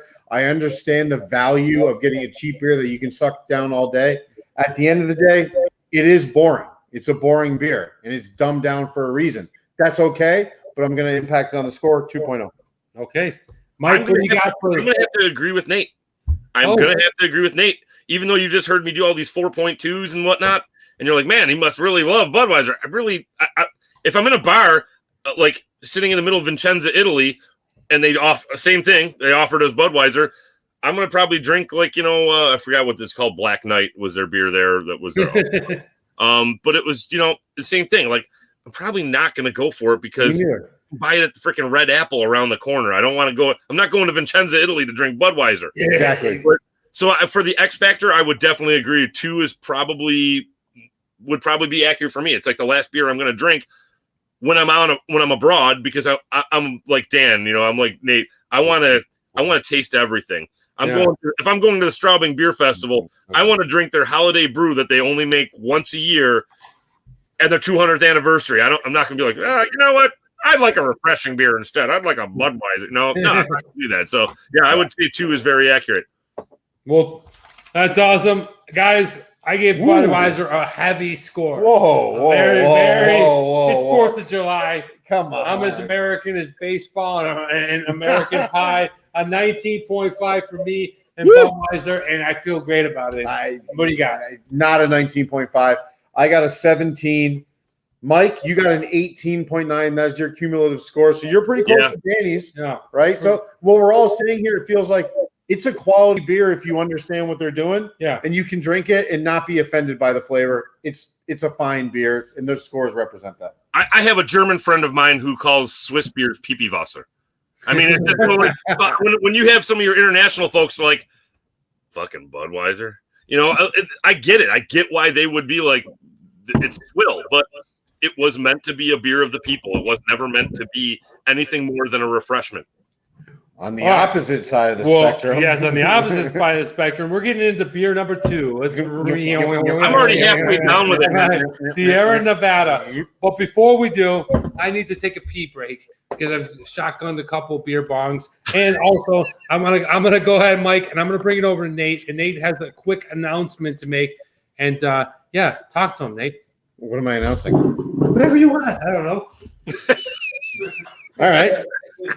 So we are changing a couple of Mike, I'm going to keep you on. We're changing a couple of things up here. The segment that I've been doing since I came on, Mike, is something called Eat It or Not. Yes. Right. Yeah. And I really like the segment. It's fun. I think it brings a certain element. But really, what we want to start doing is focusing more on the beer. So, the research that's involved with reviewing a beer. The complexity of finding different beers to review every single week. I'm going to kind of just step aside from the Eat It or Not platform for a while. And we're not going to do that segment anymore. We're going to focus more on the beer. So I think what we're going to see is a reception from the community that they like that idea. If you don't like that idea and you really want to see it, we're probably going to still keep Eat It or Not, but it's going to come in randomly. So if we find another Pocky Chip or a world's hottest gummy bear, we're going to do something like that. We're going to try and be creative, be fun, be spontaneous, but we're going to do away with the Eat It or Not. We're going to focus on the beer. This next one being the Sierra Nevada Pale Ale. I couldn't find it in the cans. I could only find it in the bottles. That was just you're going to typically find that in the bottle, right, Mike? Yeah. Like that's a bottle of beer. Honestly, when Danny showed me that what you guys were doing for this week, I was all right. Full disclosure, I am not an IPA fan. You're not. I am not. I love my, like, during the winter, I will exclusively drink Guinness. I love stouts. Really? I love a heavy beer. I keep bringing up the Straubing Festival, so just people understand. I'm not trying to say I have street creds with that, but I mean, so I've experienced and I enjoy different complexities, different types of beers. I've never been a huge IPA fan because while I love hops, as of course anyone who drinks beer does, I like other ingredients. And to me, IPA's too much. It's hop centric. It is very hop centric. And if you like that, good. We were talking about beer snobs earlier. One of the worst things to do is be a beer snob or be the anti-hero and hate on people who like, IPAs. If it's what you like, like my grandmother used to say, you like what you like, and if you like drinking something that hits you with that bitter hop flavor, cool. And I hope you guys bring me back on if you ever want to do it. Polish beers. If you guys have not experienced Polish beers, Żywiec, which most of your Kaisertown. I know Żywiec. It's spelled with a Z. Yes, most people will say it's called. They'll call it X. It's called first in Polish. The W is a Z, so it's like most people will see Wieczeks, which is like one of the most popular beer in Poland. It's actually pronounced Żywiec, means good night. Tiesk, which is a sweet, has a little more sweet. Tyske. And there's, of course, the Budweiser of Poland, which would be Okcim. It literally says Okcim. Okay. I mean, so yeah, if you guys want to do some, Nate, I know you like your content, your alcohol content up. Jivets is for you. 6%, gives you a little right hook. I love it. Hey, if you ever come out to Vegas, we'll drink one together. Oh, dude. Oh, yeah. I don't know. You don't probably know this, Danny. You might know this. We kind of like for the last 20 years, my wife and I, we have our in-laws are in Sedona, Arizona. Oh, so really? That's Nate's spot. Dude, I love Sedona. Spot, oh my God. Are you kidding me? Yeah, my mother-in-law used to live on just on the outskirts of Sedona, a place called Chavez Ranch. You know where? Okay, Cathedral Rock. That was her backyard, Crescent Moon Park. Dude, you know where you go to West Chapel, right? And you go up to the chapel that's in, the house that's just underneath it. I Airbnb'd in the house that's in the mountain. Oh yeah, no shit. I stayed there. That place is. I love Sedona, Arizona. Anybody watching this like some of your international guys, if you were like, you know what, I want to go check out something in the United States and I'm not sure where to go. Well, New York City, LA. It's cool. You want to see the Southwest? Yeah. Go to Sedona. Go to mother effing Sedona. It's the most beautiful town maybe in the world. Really? Like it's that tucked in. Oh. It's gorgeous, man. My wife's grandfather, Alyssa's grandfather, he was into real estate. He sold it all off, moved out there like 40 years ago. He was an architect. Besides being a sergeant major in the Polish army under British command, he fought at the Battle of Monte Cassino. This is the kind of guy this was, man. Like Stefan, this dude was like, he was smarter than the average bear. He moved out to Sedona. The only thing in Sedona was Lucille Ball's house. Oh, that was it. Or have you ever seen that old movie of Ricky and Lucy going up that mountain with the trailer? Yeah. That's about Sedona. The switchbacks, the 89A that goes up through freaking up as you're on your way to Flagstaff. That's literally what it's about. Her house right there. Flagstaff is also awesome. Oh my God. So Arizona, if you drive an hour in any direction, the topography changes from Sonoran Desert, high desert to totem pole pines and middle of a deciduous forest. It's great. The Saguaros. Forget about it. Dude, how about Oak Creek Canyon? You Airbnb there, Oak Creek Canyon. You drive through there on your way up to Flagstaff. That's where we just were. We went a month ago. Yeah, a month ago. We went a month ago to Oak Creek. Oh my God, dude! Slide Rock. Cabins there. Slide Rock. Oh, Slide Rock Park. Blow your mind, dude. All right, guys, we gotta get the Sierra Nevada in here. Do it. Guys, I want to touch on a couple of things while I was using the restroom over there. And first of all, this Sierra Nevada for me is like, I love IPAs, but I don't like the hazies as much as I like the traditional ones. And the Sierra Nevada Pale Ale is kind of a little bit off of that.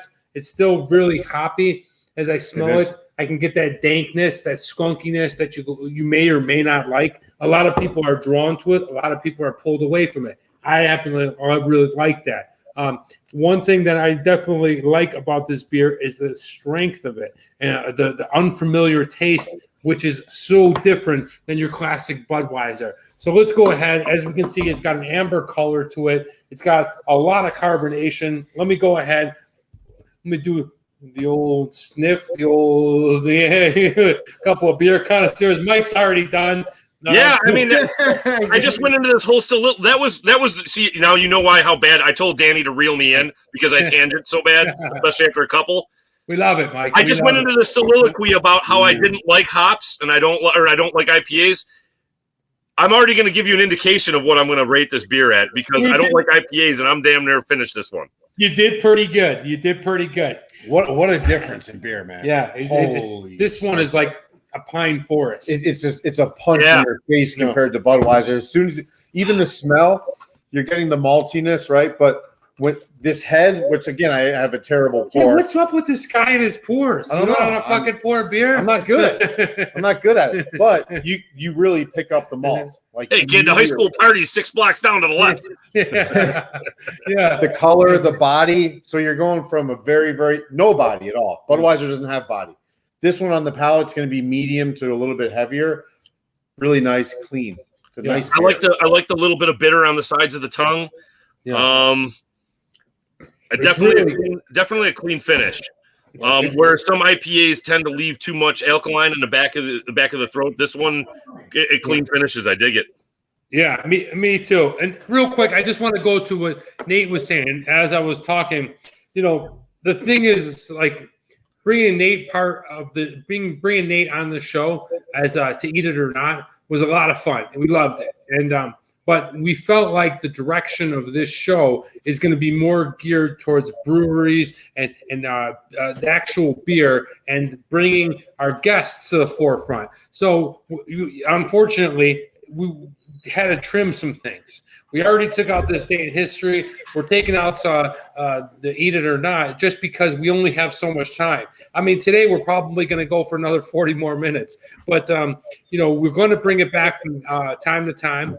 And I felt like, Nate's knowledge and his awareness of beer and what he wants to bring to this show is much better suited for this. So unfortunately, he'll still always be the test bunny. We'll still bring it back. We'll still try some hot shit here and there, weird stuff and all that. But we're really trying to drive this particular show towards a beer and our guests. So please understand that we're always in development. We're always up for suggestions. And Nate, how about making a new section, different beer snacks in the world? It's not a bad idea. Not a bad idea at all. At Tanami, that's a great idea.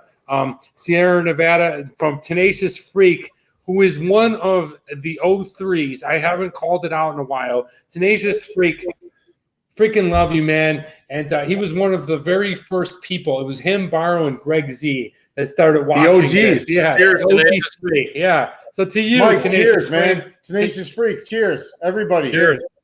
Happy 4th of July. Yeah. But now it's time for my favorite part of the show, and that is What Would You Rather? Ding, ding, ding, Oh, ding, this ding, is- ding. oh, my God, dude. What would you rather? Dude, last week I was turning my lunch over, man. What the hell? All right, this one's not going to be too crazy, but we're going to get into it. If you're new to Eat It or Not, to What Would You Rather, best review beer. Barrow, you're thank awesome, you. Barrow, thank you. We appreciate the support. And what would you rather? Here it comes, guys. Go ahead, tell me now. Tell me later after the show, but I'm going to leave you with this. What would you rather? I'm going to give you a ticket to two of great American cities. Where would you rather go? Would you rather go down south to San Antonio, Texas? Okay, great city. I've been there. You may have remembered the San Antonio Mall River cruise that you can take. Riverwalk? No, it's not Riverwalk. You take like a cruise through their mall. You can go to the Really? Alamo. Yeah, it's just a great town, San Antonio. Excellent food. Or would you prefer to go to Cleveland, Ohio? Oh, man. Okay, two great American cities. You're really not expecting this, as you can see. Dan loves what you ask. You can see the Alamo, or you can see Cleveland's great. I mean, me and Mike grew up, and we knew about the flats. I don't think they're there anymore. Yeah. But Cleveland's still got a great culture. It's got an Italian town, which I happen to frequent when I'm there all the Rock time. and Roll Hall of Fame. Rock and roll. My sister actually watched that being built. She lived there for almost 20 years. Really? So I was real familiar. As soon as you brought up Pat's on the Flats, Yeah. Cleveland's got if you want faux soup, you go to Little Vietnam in Cleveland. Gosh dang, dude. Oh, Filio says, "Oh Jesus, I could stay home." Philo. Okay. But my wife just piped in and said, Alamo, we are Southwest people, man. I never thought I would say that after going and being deployed in a desert for 2 years. I never wanted to go back to a desert again. But going out to the Southwest, I'm telling you, it was instant fall in love. So I would say from knowing both, being more intimate with Cleveland, I'd have to say Alamo. I'd have to say. Okay. I respect your decision. There's no right or wrong on what would you rather. Yeah, no. You can go to both, and I hope that you get a chance to go to both. I've been to both. I absolutely love both. I love them for different reasons. But if I had to choose one, if I had to go with one, I'm going Northeast, the Lake people. I'm going to Cleveland. I love the Italian food in Cleveland. I love the style of Cleveland. It reminds me of a bigger Buffalo. I'm going Cleveland. Nate, where are you going? Field, I man. have zero interest in Cleveland, Ohio. Zero. If I'm going to Ohio, I'm going. He don't give a shit. He just says it. I'm going to Cedar Point. That or what? Is that it? Cedar That's Point? in Sandusky. That's the only place I want to do in Ohio. I was born in Ohio, Youngstown, Ohio. I don't ever need to go back except for that amusement park. Not interested. Alamo all day long. Yeah. You know who else was from Sandusky, Ohio? Tommy Boy. Chris Farley? Down the river. All right, going on with question number 2. Guys, it's 4th of July. I'm sorry I don't have pictures for this. We're kind of doing a different studio, but most of you guys know what I'm talking about. It's 4th of July. You can only have one on your plate. You got your hamburger, you got your hot dogs. Which would you prefer? Your traditional classic American potato salad. Oh, what's in that? Well, the skins are on. It's Depends, got, you know, just your traditional potato salad, not the Tennessee one or the one down south that's yellow. German potato salad, yeah. Yeah, not German, just regular American potato salad. Or do you prefer a pasta salad? Okay, it's the green, brown, and yellow macaroni salad. Maybe bits of salami. It's like your traditional mozzarella, like pasta salad, right? That's tough, man. Yeah, it is tough, but for me, it's a no-brainer. I'm going with the skins on potato salad, the classic American potato salad. You got brats on the grill, it's potato salad. You know, you got brajol. You don't do a pasta salad. You don't. You have a little brajol. Yeah, you got a little brajol there. Hey, my wife just brought up something real quick about the last question, and I got to give this a shout out. What was the bar? If you go to Cleveland, there's a bar you need to go to called the Velvet Tango Room. My good friend Paulius is the owner. It was a real speakeasy, a real deal speakeasy in the 20s. Everything he does there, including what we call it pop. I heard you guys both joking about that. So call it pop. It's all pop. He makes his own flavors of pops. He makes his own flavors of bitters for his gin. Yeah, dude, this guy is like he's the real deal mixologist. Paulius, Velvet Tango Room. Check that out in Cleveland. Shouts out to you, Paulie. Cleveland rocks. Filio says, okay, I've not heard the second option. I'm saying no to both. You don't want macaroni. You don't want potato salad. You're a tough sell. All right, going on with number 3. All right, we're talking movies. 4th of July movies. Now, they may or may not have direct significance to America, but these 2 movies that I'm about to play, these are great movies, both of them. And the one movie was actually the inspiration for me to start pursuing my acting career. And that is the Mel Gibson movie, Patriot. I was working, I had been on medevac, and I'd been separated from Zambia, and I cleared out of the bush. I was living in South Africa off of the embassy, and I was going to the movies every day because I was healing. I'd hit my head really hard, and I was watching The Patriot. And I remember watching it going, man, I'm going back to the United States. What am I going to do with my life? And I've always wanted to pursue acting. I just never knew you could do it. I thought you just move out to Hollywood. And that's exactly what I did. So The Patriot to me has a lot of significance. But when you look at American history and 4th of July and baseball in America, you think Sandlot. You're killing me, Smalls. Wow. Yeah. So for me, although The Patriot will always hold a special place in my life, as it kind of said, Danny, you know what? Go for it. You can do this. You can do this. Right? It wasn't like I was watching Mel Gibson and saying, like, oh, I could be that. But I was being like watching and saying, hey, I could do that. You know, Your own version of that. Yeah, my own version. I needed to. So the other movie is Sandlot? Oh, so my choice for this one would be The Sandlot. Although I love The Patriot. Okay, that's what I know. Dude, Sandlot, endlessly fucking quotable. I mean, if you can't hear Benny the Jet Rodriguez doing his soliloquy about, everything from the taste of the hot dog to the smell of the beer to the roar of the crowd. Yeah, good one. You know what? I get it. You got people who aren't Americans watching this show. If you can't watch that and get a little bit of what it must have been like to grow up in our times. Yeah, we're the last of it. There ain't a damn kid on the freaking playground these days because they're all playing baseball like this. Yeah. But when we were kids, you looked out that front door, Danny. How did you know where all your friends were? Scotty Sharples. Yeah.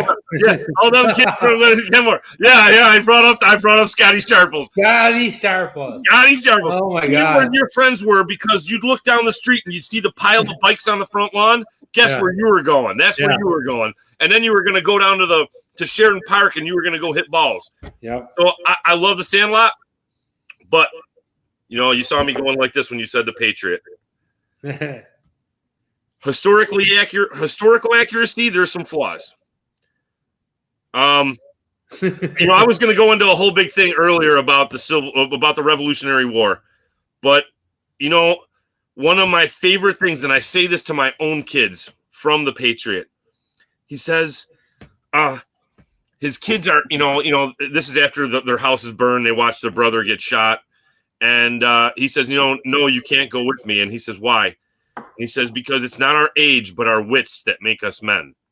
I do that. I always, I tell my sons that all the time. I'm like, my youngest is, he's 11. Well, Dad, why can't I do this? I was like, because you're not ready yet. No. Why? Because it's not our age, it's our wits that make us men. They'll repeat it. If they were out here right now, they would repeat it because I use it that often. I like that. Cool. There's a lot of historical inaccuracies in it, but something I want to bring up, and I want to hear Nate's on this, so I don't want to eat up time here, but we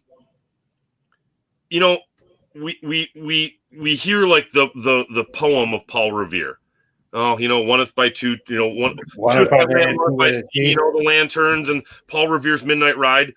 But when you actually take a moment and read Paul Revere's own words, and I have them memorized, I can quote them. After Revere leaves Concord onto Lexington, he's stopped by 4 British officers. And in his own words, he says, I was stopped by 4 British officers in their fields. They pulled their pistols and put them to my breast and said, God damn you, if you advance but 1 more inch, I will blow your brains out. You don't hear that in history class, do you? You're teaching he was, and these are actual words. And you're like, did they really talk like that back then? Yes, they really talked like that back then. Because here's a recount of Paul Revere's own words. They say, God damn you, if you but advance 1 more inch, I will blow your brains out. Revere is then taken into custody by British officers where he talks he fucking Kaiser Sose's him. He talks his way out of it and then leaves. Where does he go? He goes to none other than the guys whose biggest signature is on the Declaration of Independence. He goes to John Hancock's house. John Hancock, Sergeant of Arms, one of his boys is outside his house, middle of the night, and Hancock's Sergeant at Arms tells him, keep your noise, sir. And he says to him, noise, you'll have noise enough because in the morning the British regulars will be here. And John Hancock calls from the window. He says, Mr. Revere, we don't fear you here. Please come in. That's where Revere talks to Hancock and John Adams. Tells him what. I'm sorry, it's not John. Samuel Adams. And Scary, dude. And this is the sons of the Revolution. They were the keepers of the door, man. And it puts a little more flesh on the bones when you hear them actually speak about than just this stupid little absolutely, cheers. Yeah. This fanciful little poem you learned in 5th grade. To hear what these guys actually did and why we're sitting here, why we're talking about the 4th of July. I love this, man. This is the meat and the potatoes of it. So Patriot for me, bringing it back, Dan. Bring it back. Circled it, looped it in. I love it, Mike. So the Patriot for me was that, man. There you go. What do you got? What would you see? Patriot. Nice. All right. Moving on. Number 4. Which would you prefer? Would you prefer a Pina Colada daiquiri? All right. It's good in Mexico. It's good on occasion when it's hot. Or would you prefer a sangria? A strong sangria. The wine and all the pieces of fruit are delectable. And when you bite into them as you're drinking, it splashes more alcohol. And you feel like, well, you know what? I may be a real alcoholic. And it's just it's tasty. It's delicious. It's got a lot of body to it, right? For me, I like pina coladas. They tend to freeze my brain. Not that that's that big, but it works. My brain works, and I'm happy for that. But for me, sangria is so foreign from a kid from Kenmore that I got to try it every time. I got to see what it's about. And so for me, I'm going with the sangria. Nate, what are you going with? Pina colada. Oh, that's it. He's like, all right, Mike, what are you going with? If there's kids in the room, if anyone's watching this, earmuffs. Tell them to put the earmuffs on, okay? So if you got kids in the room, earmuffs. So I'm going to go with either you want to have fun on the beach or you want to get laid. Because if you want to get laid, sangria is the winner. They call sangria the equalizer. Because if you put a picture out of sangria around a bunch of women, they're going to drink that shit till the fucking pitcher's empty. They do, man. Women will drink a pina colada. But if you're like, hey, you know what? I want to see who in the party has a morally casual attitude. Hey, Mike. Mike. Morally casual attitude. Stop stealing my moves. All right. If my guy mustn't, I mean. Morally casual attitude. Just slide the pitcher of sangria down the bar. And Roy, listen, we got to do some shout-outs because if Roy Espinoza, when he watches this, Chief Boss of Fitness in Town of Tonawanda, Roy Espinoza, Fitness Factory, where work gets done. Lex Luger used to train there. You had some of the best in Buffalo, Empire State Games, Fitness Factory. Roy knows that trick. He would teach you the same thing if he was standing right here, and he more than likely will. Hey, tell me a little bit, Mike. When's the first time you drank this beer? Do you remember? Yeah, I want to say like about 5 years ago because Sierra Nevada had some other kinds of, and I like again, you know, I wasn't this huge IPA fan, and then I drank this one. I picked it up just because I was like pale ale. I didn't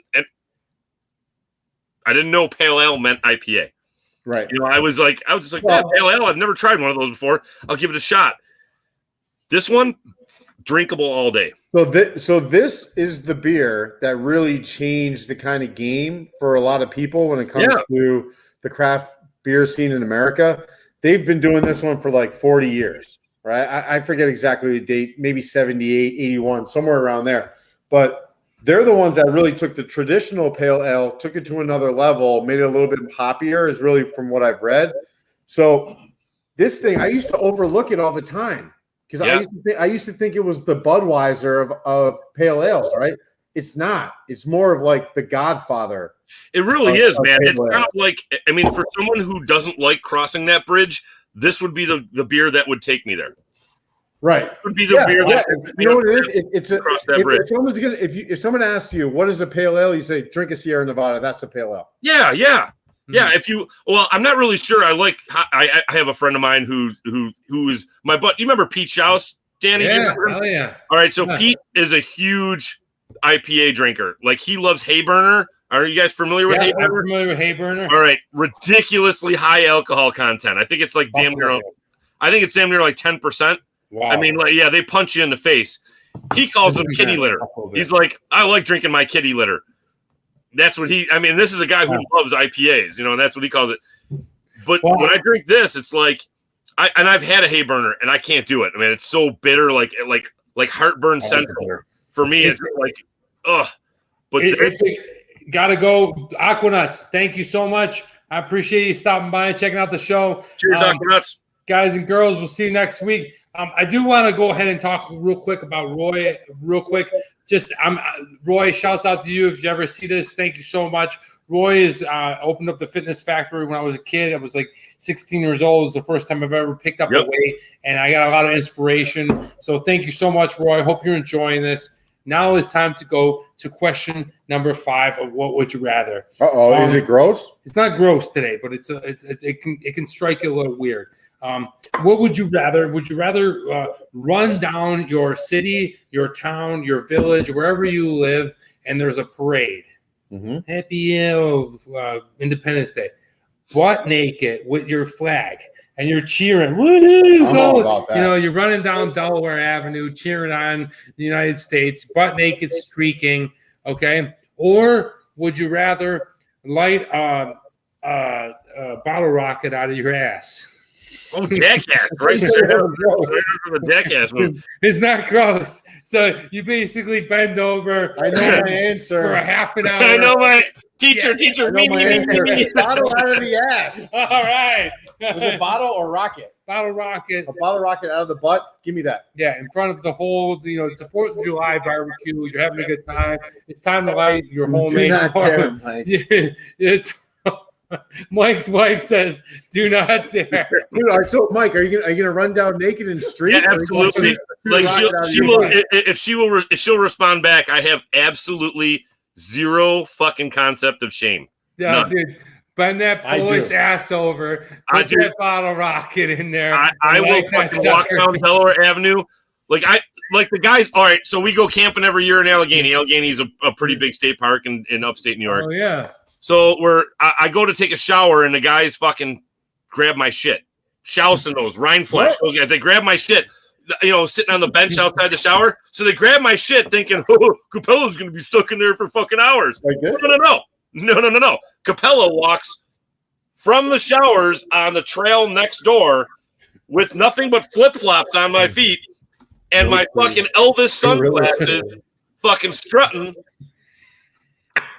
all the way back to my cabin, the next trail over. Don't give a fuck. Don't give a fuck. Well, I mean, that one's, I guess, you don't care. For me, I'm going to take a streak. I want to go for the streak. I like the excitement. Yeah. There's something about the fire, the bottle rocket coming out. I don't want to burn my balls. Yeah, I don't want to stick a stick in my burn my throat. balls. Outdoor only. It's an outdoor only back there. Cheers. So what are you picking? I'm naked, streaking. Naked streaking. So your bottle? I mean rocket? Oh, I'm naked streaking. I'm doing the rocket. You're gonna burn your balls. Well, yeah, but you know what? I don't give a shit.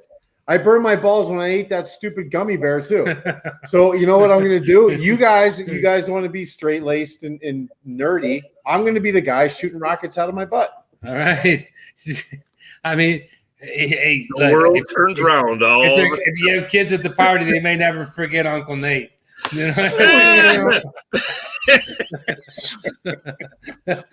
got to gas it up though. God forbid, and that's if it takes off, Mike. That's if it takes off. If it gets stuck in there, well, at least you won't need a Brazilian wax after that. The crack, dude, the What hole. do you mean the hole? Well, your butthole. I don't The know. hole, he said. The fucking gooch, man. No, you're singeing that fucker. You ain't riding a bike for a week. It's getting gross here, guys. Now I'm gonna hand it over. No! Hey. We're still going to keep it true to the channel, and this is This Day in History. On this day in history, in 1776 in Philadelphia, Pennsylvania, the Continental Congress, the Second Continental Congress, they adopt the Declaration of Independence, which proclaims the independence of the United States of America from Great Britain. How about it? Hey. All right. Bing, bing, bing, All right. bing, bing, The bing, red bing, coats, bing, guys. bing. This is the best day for this day in history. This is America's birthday. But I will say this, and real quickly, Mike, can you hit us off with something today? I know you're a history buff. I know you love this stuff. Can you give us some kind of this day in history real quick? Just give us a sum up. I don't know if quick is my middle name when it comes to this stuff, but I'll try. All right. Yeah, that's fine. 1776. You know, the Constitution isn't even ratified for another almost 4 years. So 1778 or 1780. Anyway, so in Philadelphia, we start there, but in this date in 1776, we're at a point in American history where something was done that was never done anywhere else, and that is one of the coolest aspects of the Declaration of Independence is that it borrows directly from our native friends. Danny, being that we're East Coast guys, the Iroquois Nation, and Nate as well. Yeah, we're East Coast guys. The Iroquois Nation, Cayuga, Onondaga, Seneca, Oneida, Huron, and then of course later on is added the Tuscarora. Who leads them? Who leads the Iroquois Nation? The Iroquois Nation is so well known, and this is going somewhere, so just roll with me, and I'm going to try to nut it up quick. The Iroquois Nation is the word Iroquois is given to them by the French. It literally means terrible man. How terrible are they? How awe-striking were they? Inuit peoples, Alaskans, Native Alaskans, tell their children at night that if you don't behave, the Iroquois will come for you. But now they sound like evil savages, right? Oh, man, there must be terrible people. They had the most sophisticated government of any nation, of any freaking native peoples. You had house mothers, or you had the clan mothers who represented their people. The clan mothers who were actually the people who actually elected chiefs. So who studies this? None other than Ben Franklin. Ben Franklin, when he first came to the colonies, goes to the the Iroquois nation, and studies them in depthly. He realizes that this confederation, the Iroquois you're not a chief by bloodline. They elect their chiefs, and the women are the ones who do the electing. They take the consensus of their people, the clan mothers, you could call them senators, and then the senators get together and they put together who's going to be chief. It's not the chief's son and then his son and then his son. They elect a different one. So when Franklin is helping to put together this Declaration of Independence, the words that you see written in there, they come home to this.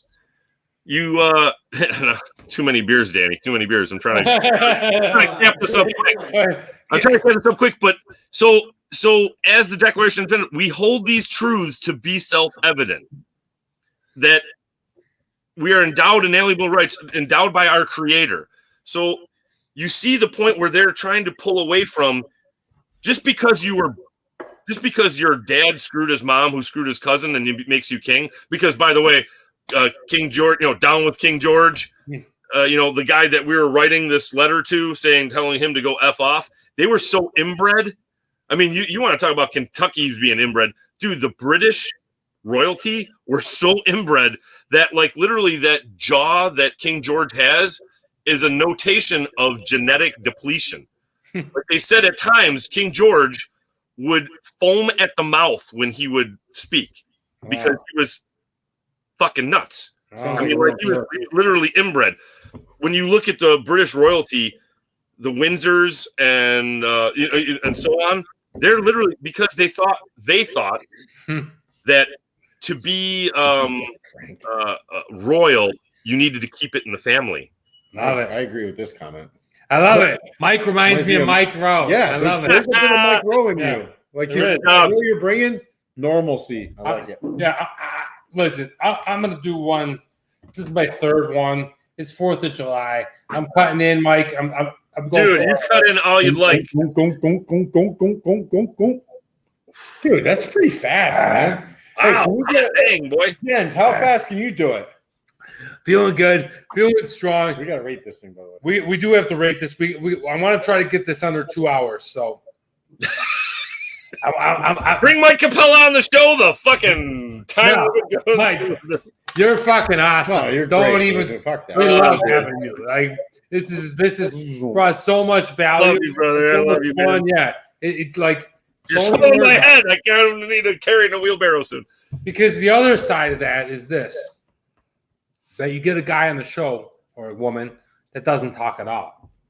I mean, you know what I mean? Like, I'd much rather, and like I said in the beginning of the show, the opening of the show, the significance of you being on the show and growing up together supersedes a lot of things. So the stories are keep great. Doing though. your thing. Yeah, the stories are phenomenal. Amazing. They're amazing. The whole people like to have the curtain pulled back on a lot of military stuff. You did that without. Yeah, and there's something I wanted to add before that I didn't, man, and I want you guys to know this, and because this is how I feel, and I don't want your other people who aren't familiar with Americans, your other national listeners. Something I need to say.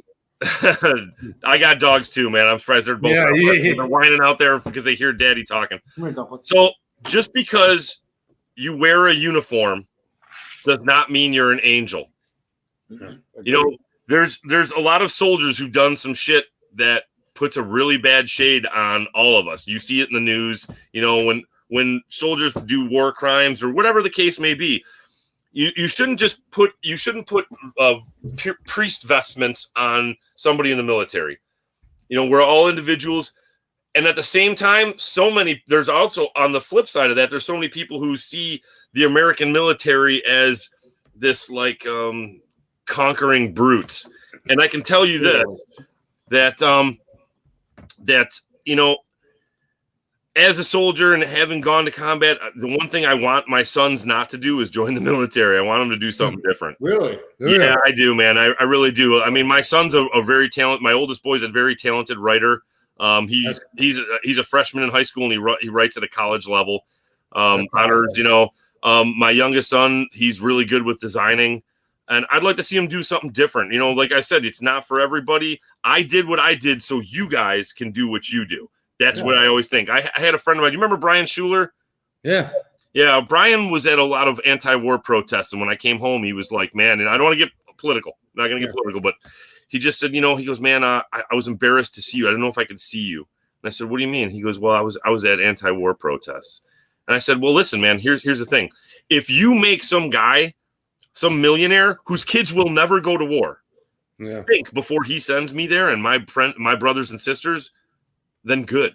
Yeah, absolutely. So that's why I say, like I love that you guys are giving me this love. You know, I really do. But I also have to say, like, be careful how much we exalt everybody in the military, because some of them, like soldiers like myself will tell you, man, the last thing you ever want to do is go to war. That's the last thing. No soldier ever has ever bought their own ammunition, has ever bought their own plane ticket. We follow orders given to us by our elected officials. So there's some people who crave it.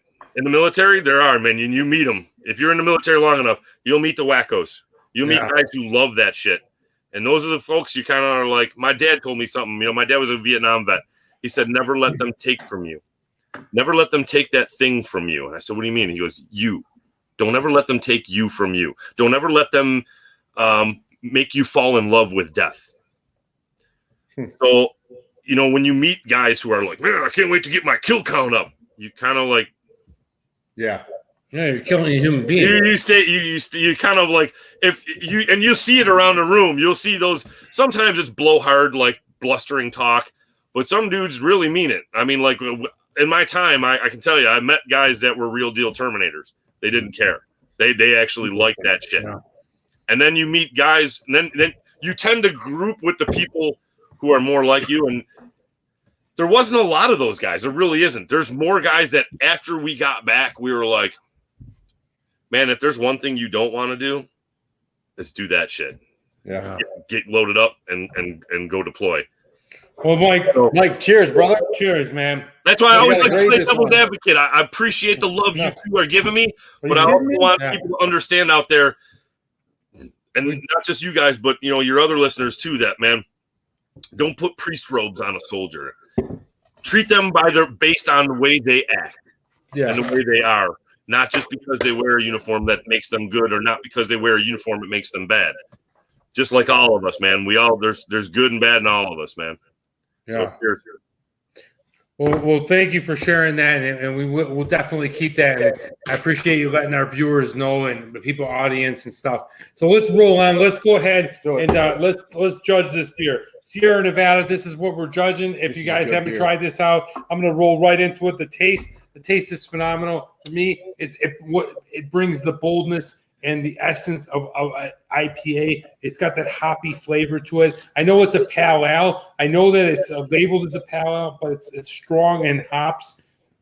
For those of you that have been drinking the Budweiser or whatever, Keystone, Busch, Miller High Life for years, I feel like this is the step above. This is the guy that brought it to it. I'm going to give the taste a 4.0. Yeah, I'm pretty much, I'm going to do a 4.0 as well. This is like I said before, this is the godfather of the pale ale. It's not an IPA, so it's a little bit different. But at 5.6%, it's not alcohol-y. It's nice and smooth. You got the pine. You got the grapefruit. You got those notes that you always get from an IPA. It's really clean and crisp, 4.0. Perfect. Mike, what are you giving it? I'm going to have to actually, not to try to one-up you guys, I'm going to have to go 4.5. Wow! Nice. As I just told you, repeated it again and again. I'm not an IPA guy. I'm not like an overkill. And here I am on my third. Yeah. And I always say that, like, could you drink? Oh, it's good now, but could you drink 6 of them? Yeah. Yeah. Like, if you guys ever tasted Innocent Gun, they brew their beer in it's like an English porter. They brew them in whiskey casks, and the fucking alcohol content's like skyrocket. I've drank in those and I don't really like it. Yeah, it's too much. That's why I say, like, they only come in 4-packs. And I said, can you, Nate, slam a beer? No, go back to the other comment. I've done my part by sleeping with soldiers. Oh, sorry. Did someone say that? That's America. That is happy 4th of July right there. Moving on. We're going to Oh, you get the Ric Flair. Woo! I love it. Moving on. Three for $7. Okay, $3.50. I bought it in LA. I brought it here. I'm gonna get really Italian on you. Listen, forget about it. That price is good. All right, we're giving it a 4.0. This is Chef. What do you got? We're doing price, right? Yeah. What was it? The price, the actual price? 3.3, 2 cans for $7. $3.50. 4.5. Because shit. this is about as good as a beer as you can get for that price point, in my opinion. It's consistent.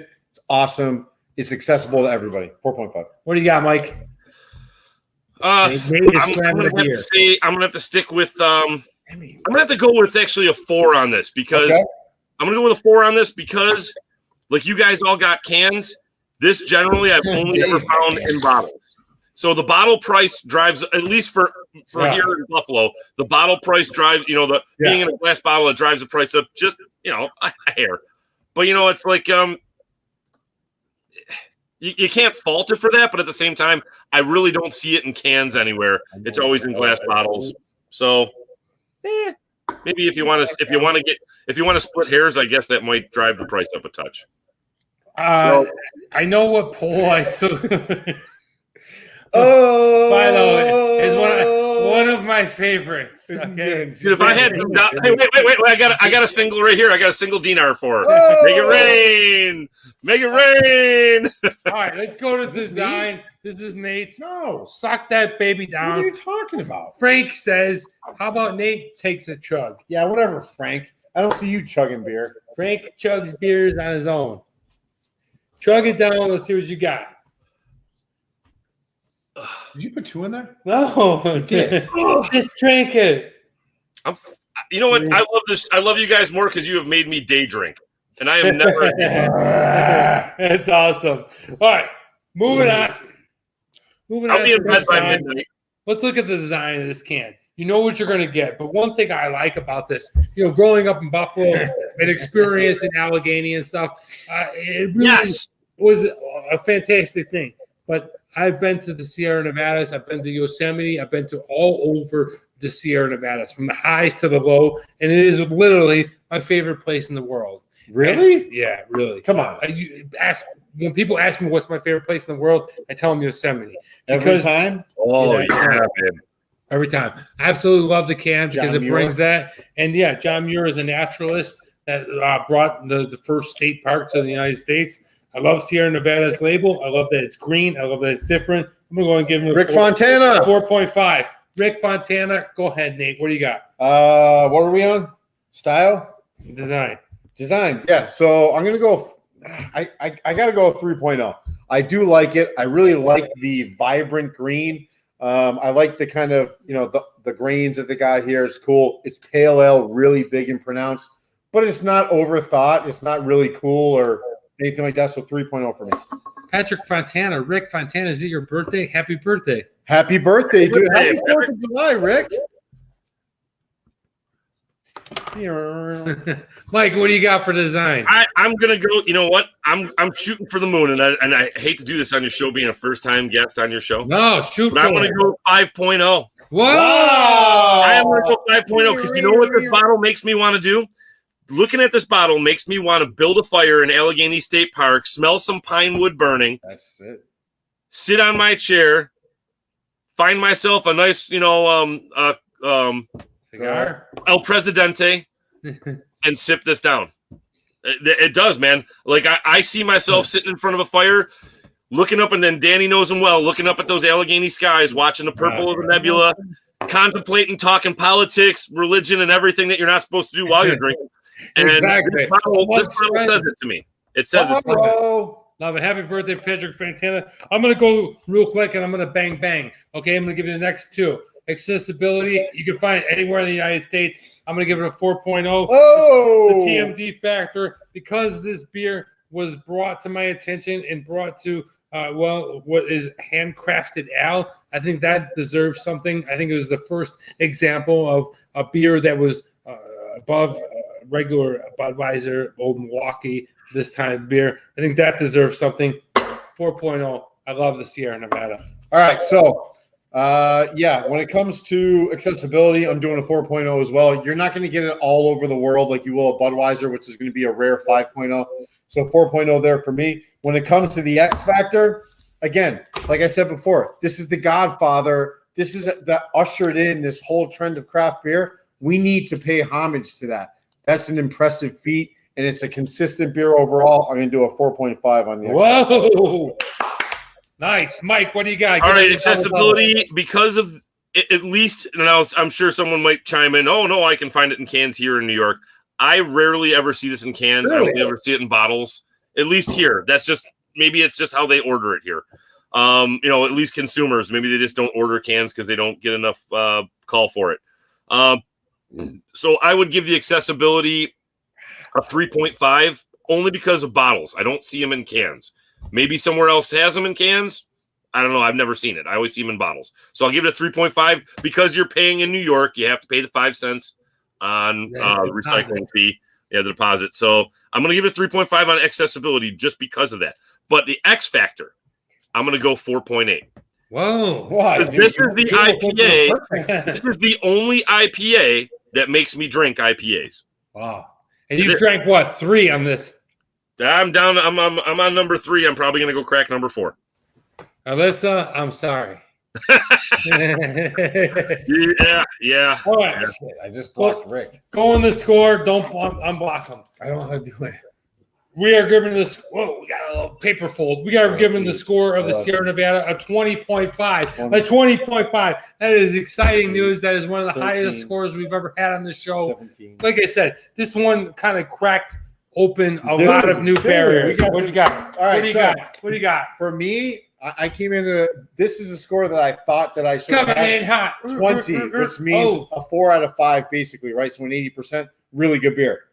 Mike, you got a 21.8. Whoa, that's a high score, dude. That's a high score. I'm gonna do a party trick right now. I'm gonna straighten it out. Watch. Hold on.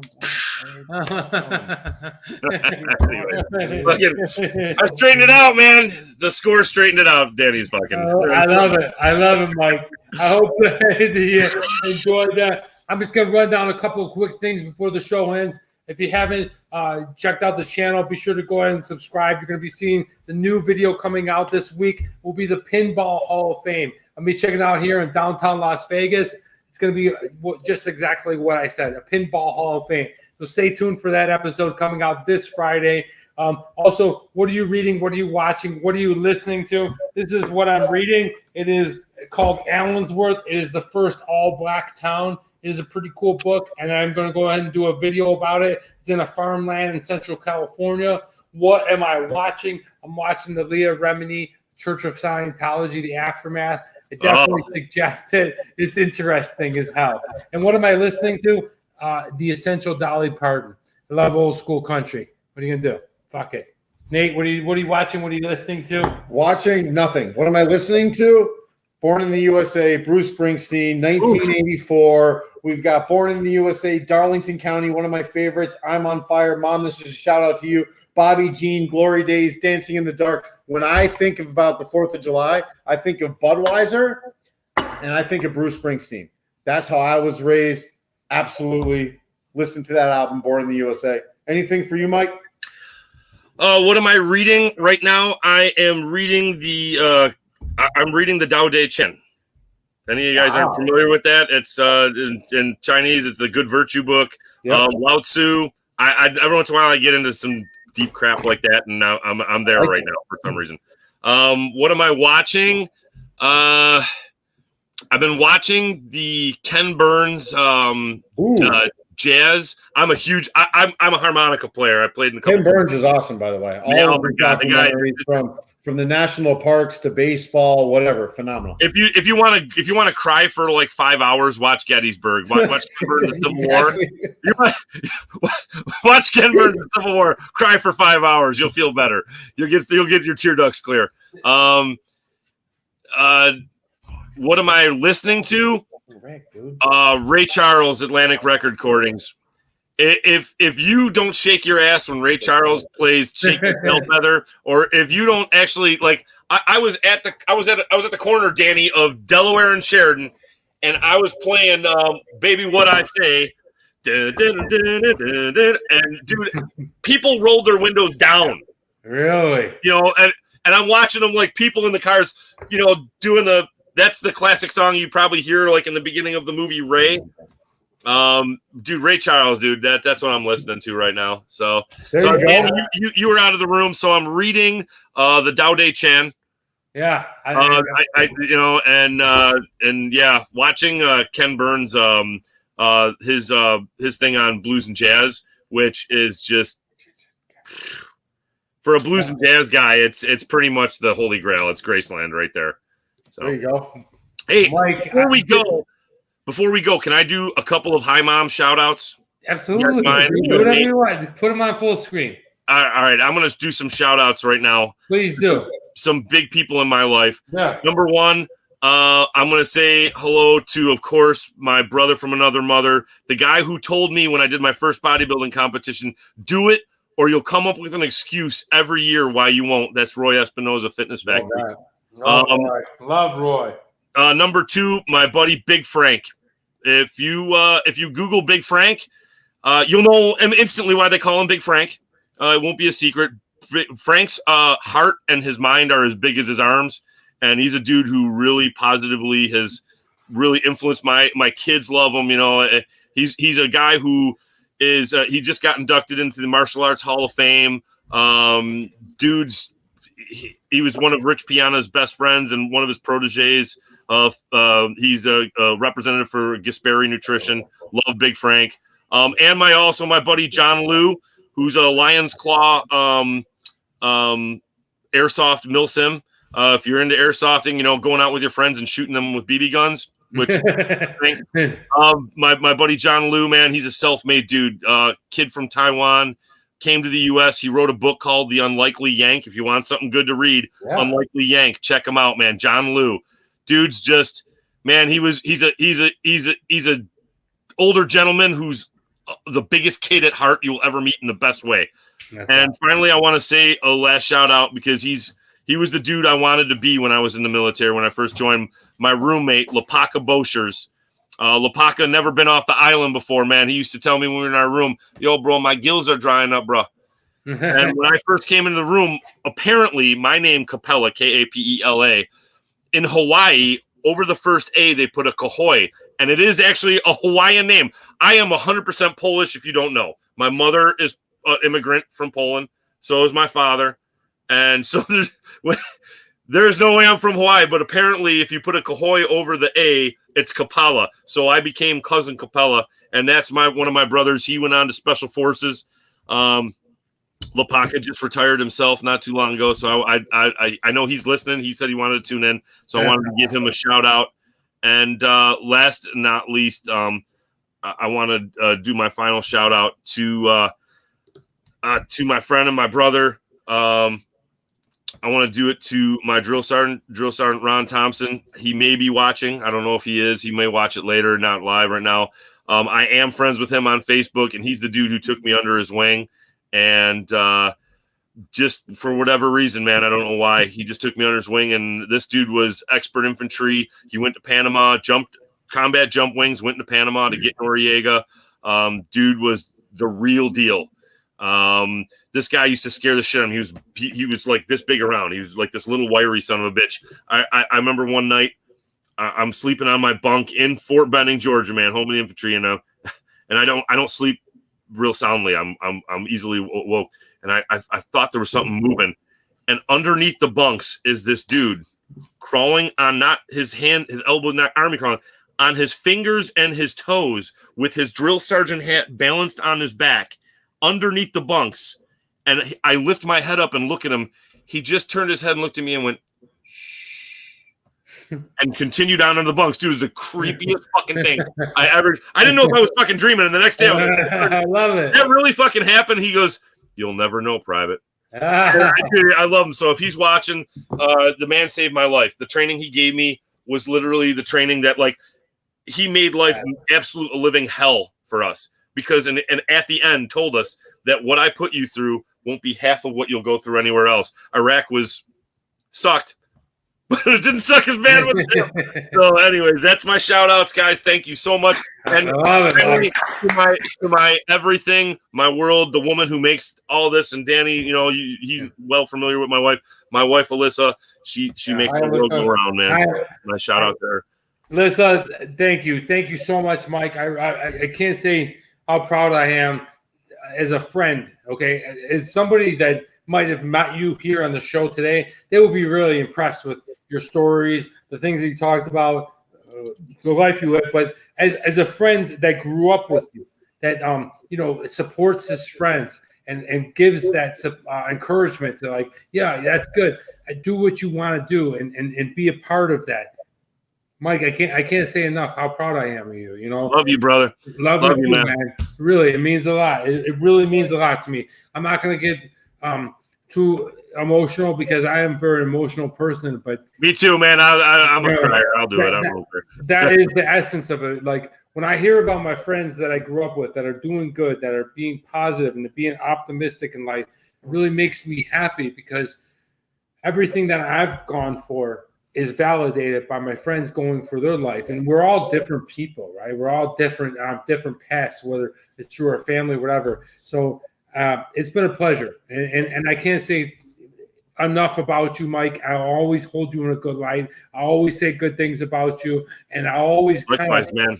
Every time I try to come back, I'll try to get together with you and your family. And maybe at this time of December, Nate will be on the other screen, and me and you will be in the same room. And we're gonna do that. Yeah. So in December. All right. Here's my challenge to you guys. You're with me in December. I'm doing smoked kielbasa. I got the smoker going right now. I wish you guys could smell it. Oh, hell yeah. We're gonna do smoked kielbasa. We're gonna have pierogi. And not pierogies. It's like an Italian saying manicotti. My wife will love this. She's Sicilian. Manicotti. So we're going to do, Nate, I might have to send you some. We'll have to figure out a way we can overnight it. Halushki. Oh, man. Jindowski, Borobotsa, Jujiposki. Hoover Groover. Alyssa. Yeah, Alyssa Hoover Groover. Well, look, yeah, dude. I'm going to end it like this, guys. I'm going to end the quote of the week before we go. And this is coming from a man, Nate's favorite comedian. The man loves this guy. This is from George Carlin. And he said this. Okay, he said, when you're born, you get a ticket to the freak show. When you're born in America, you get a front row seat. Ain't that the truth? Ain't that the shit right there? I mean, the perfect example. These two goons right here. I mean, I hope you had a good time being a guest on the show. We love having you. You and Nate, man. I love me and the wife. We love watching you guys. And I don't know if you noticed, Nate sort of looks like a Marvel superhero Avenger, maybe Hawkeye. I said it a while ago. When you first saw him on the show, I was like, dude, you got fucking just a smidge. So, I'm swallowing his head a little bit.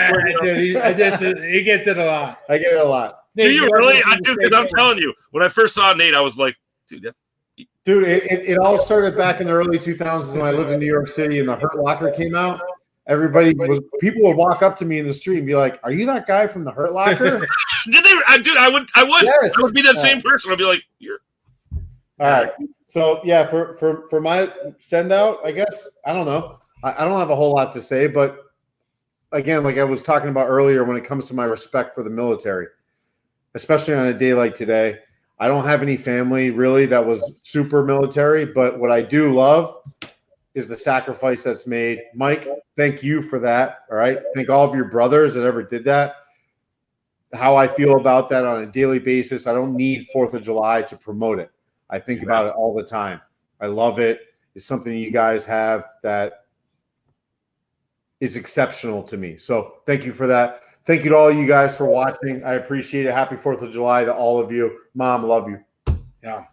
I mean, that's it, Mike. Thank you so much for being part of the show. We're going to call you back. Thank you. Say hi to Ken Moore. Thank you for everyone that joined in. I appreciate you guys stopping by, watching the show, enjoying this content. Mike, thank you so much. I'll leave you with a toast. I'm going to leave you with a toast. All right. as good as I am and as bad as you are, you're as bad as I am, and I'm as good as you are. I love it. Thank you so much, guys. I'm Travel Man Dan. This is Nate. That's Mike. Remember, it's a big world out there. Make sure you see every bit of it. Yeah. All right. Happy 4th of July. Happy 4th, guys. Love you guys. Mike, thank you for being here, man. Thanks, brothers. Mike. Thanks, Bye, brother. guys. Danny and Nate, thank you. And thank you for everyone. I've seen them saying it was nice to meet me. I'm Mikey's food porn on the thing because it was one of my friends. His wife was like, when I post, Danny, when I post all the things of the food that I'm doing, that I'm smoking, she's like, enough with your God blessed food porn already. So that's how the name came. Keep I doing love it, it, bro. man. Keep doing it, man. Show me your grilled cheese. I don't give a shit. Keep I doing it, all bro. of it. Keep doing it. All right, Mike. Hey, Mike. Guys, See ya. later on. Happy 4th, guys. Bye. USA. Boom. Hey. Oh, you got to double. You got to end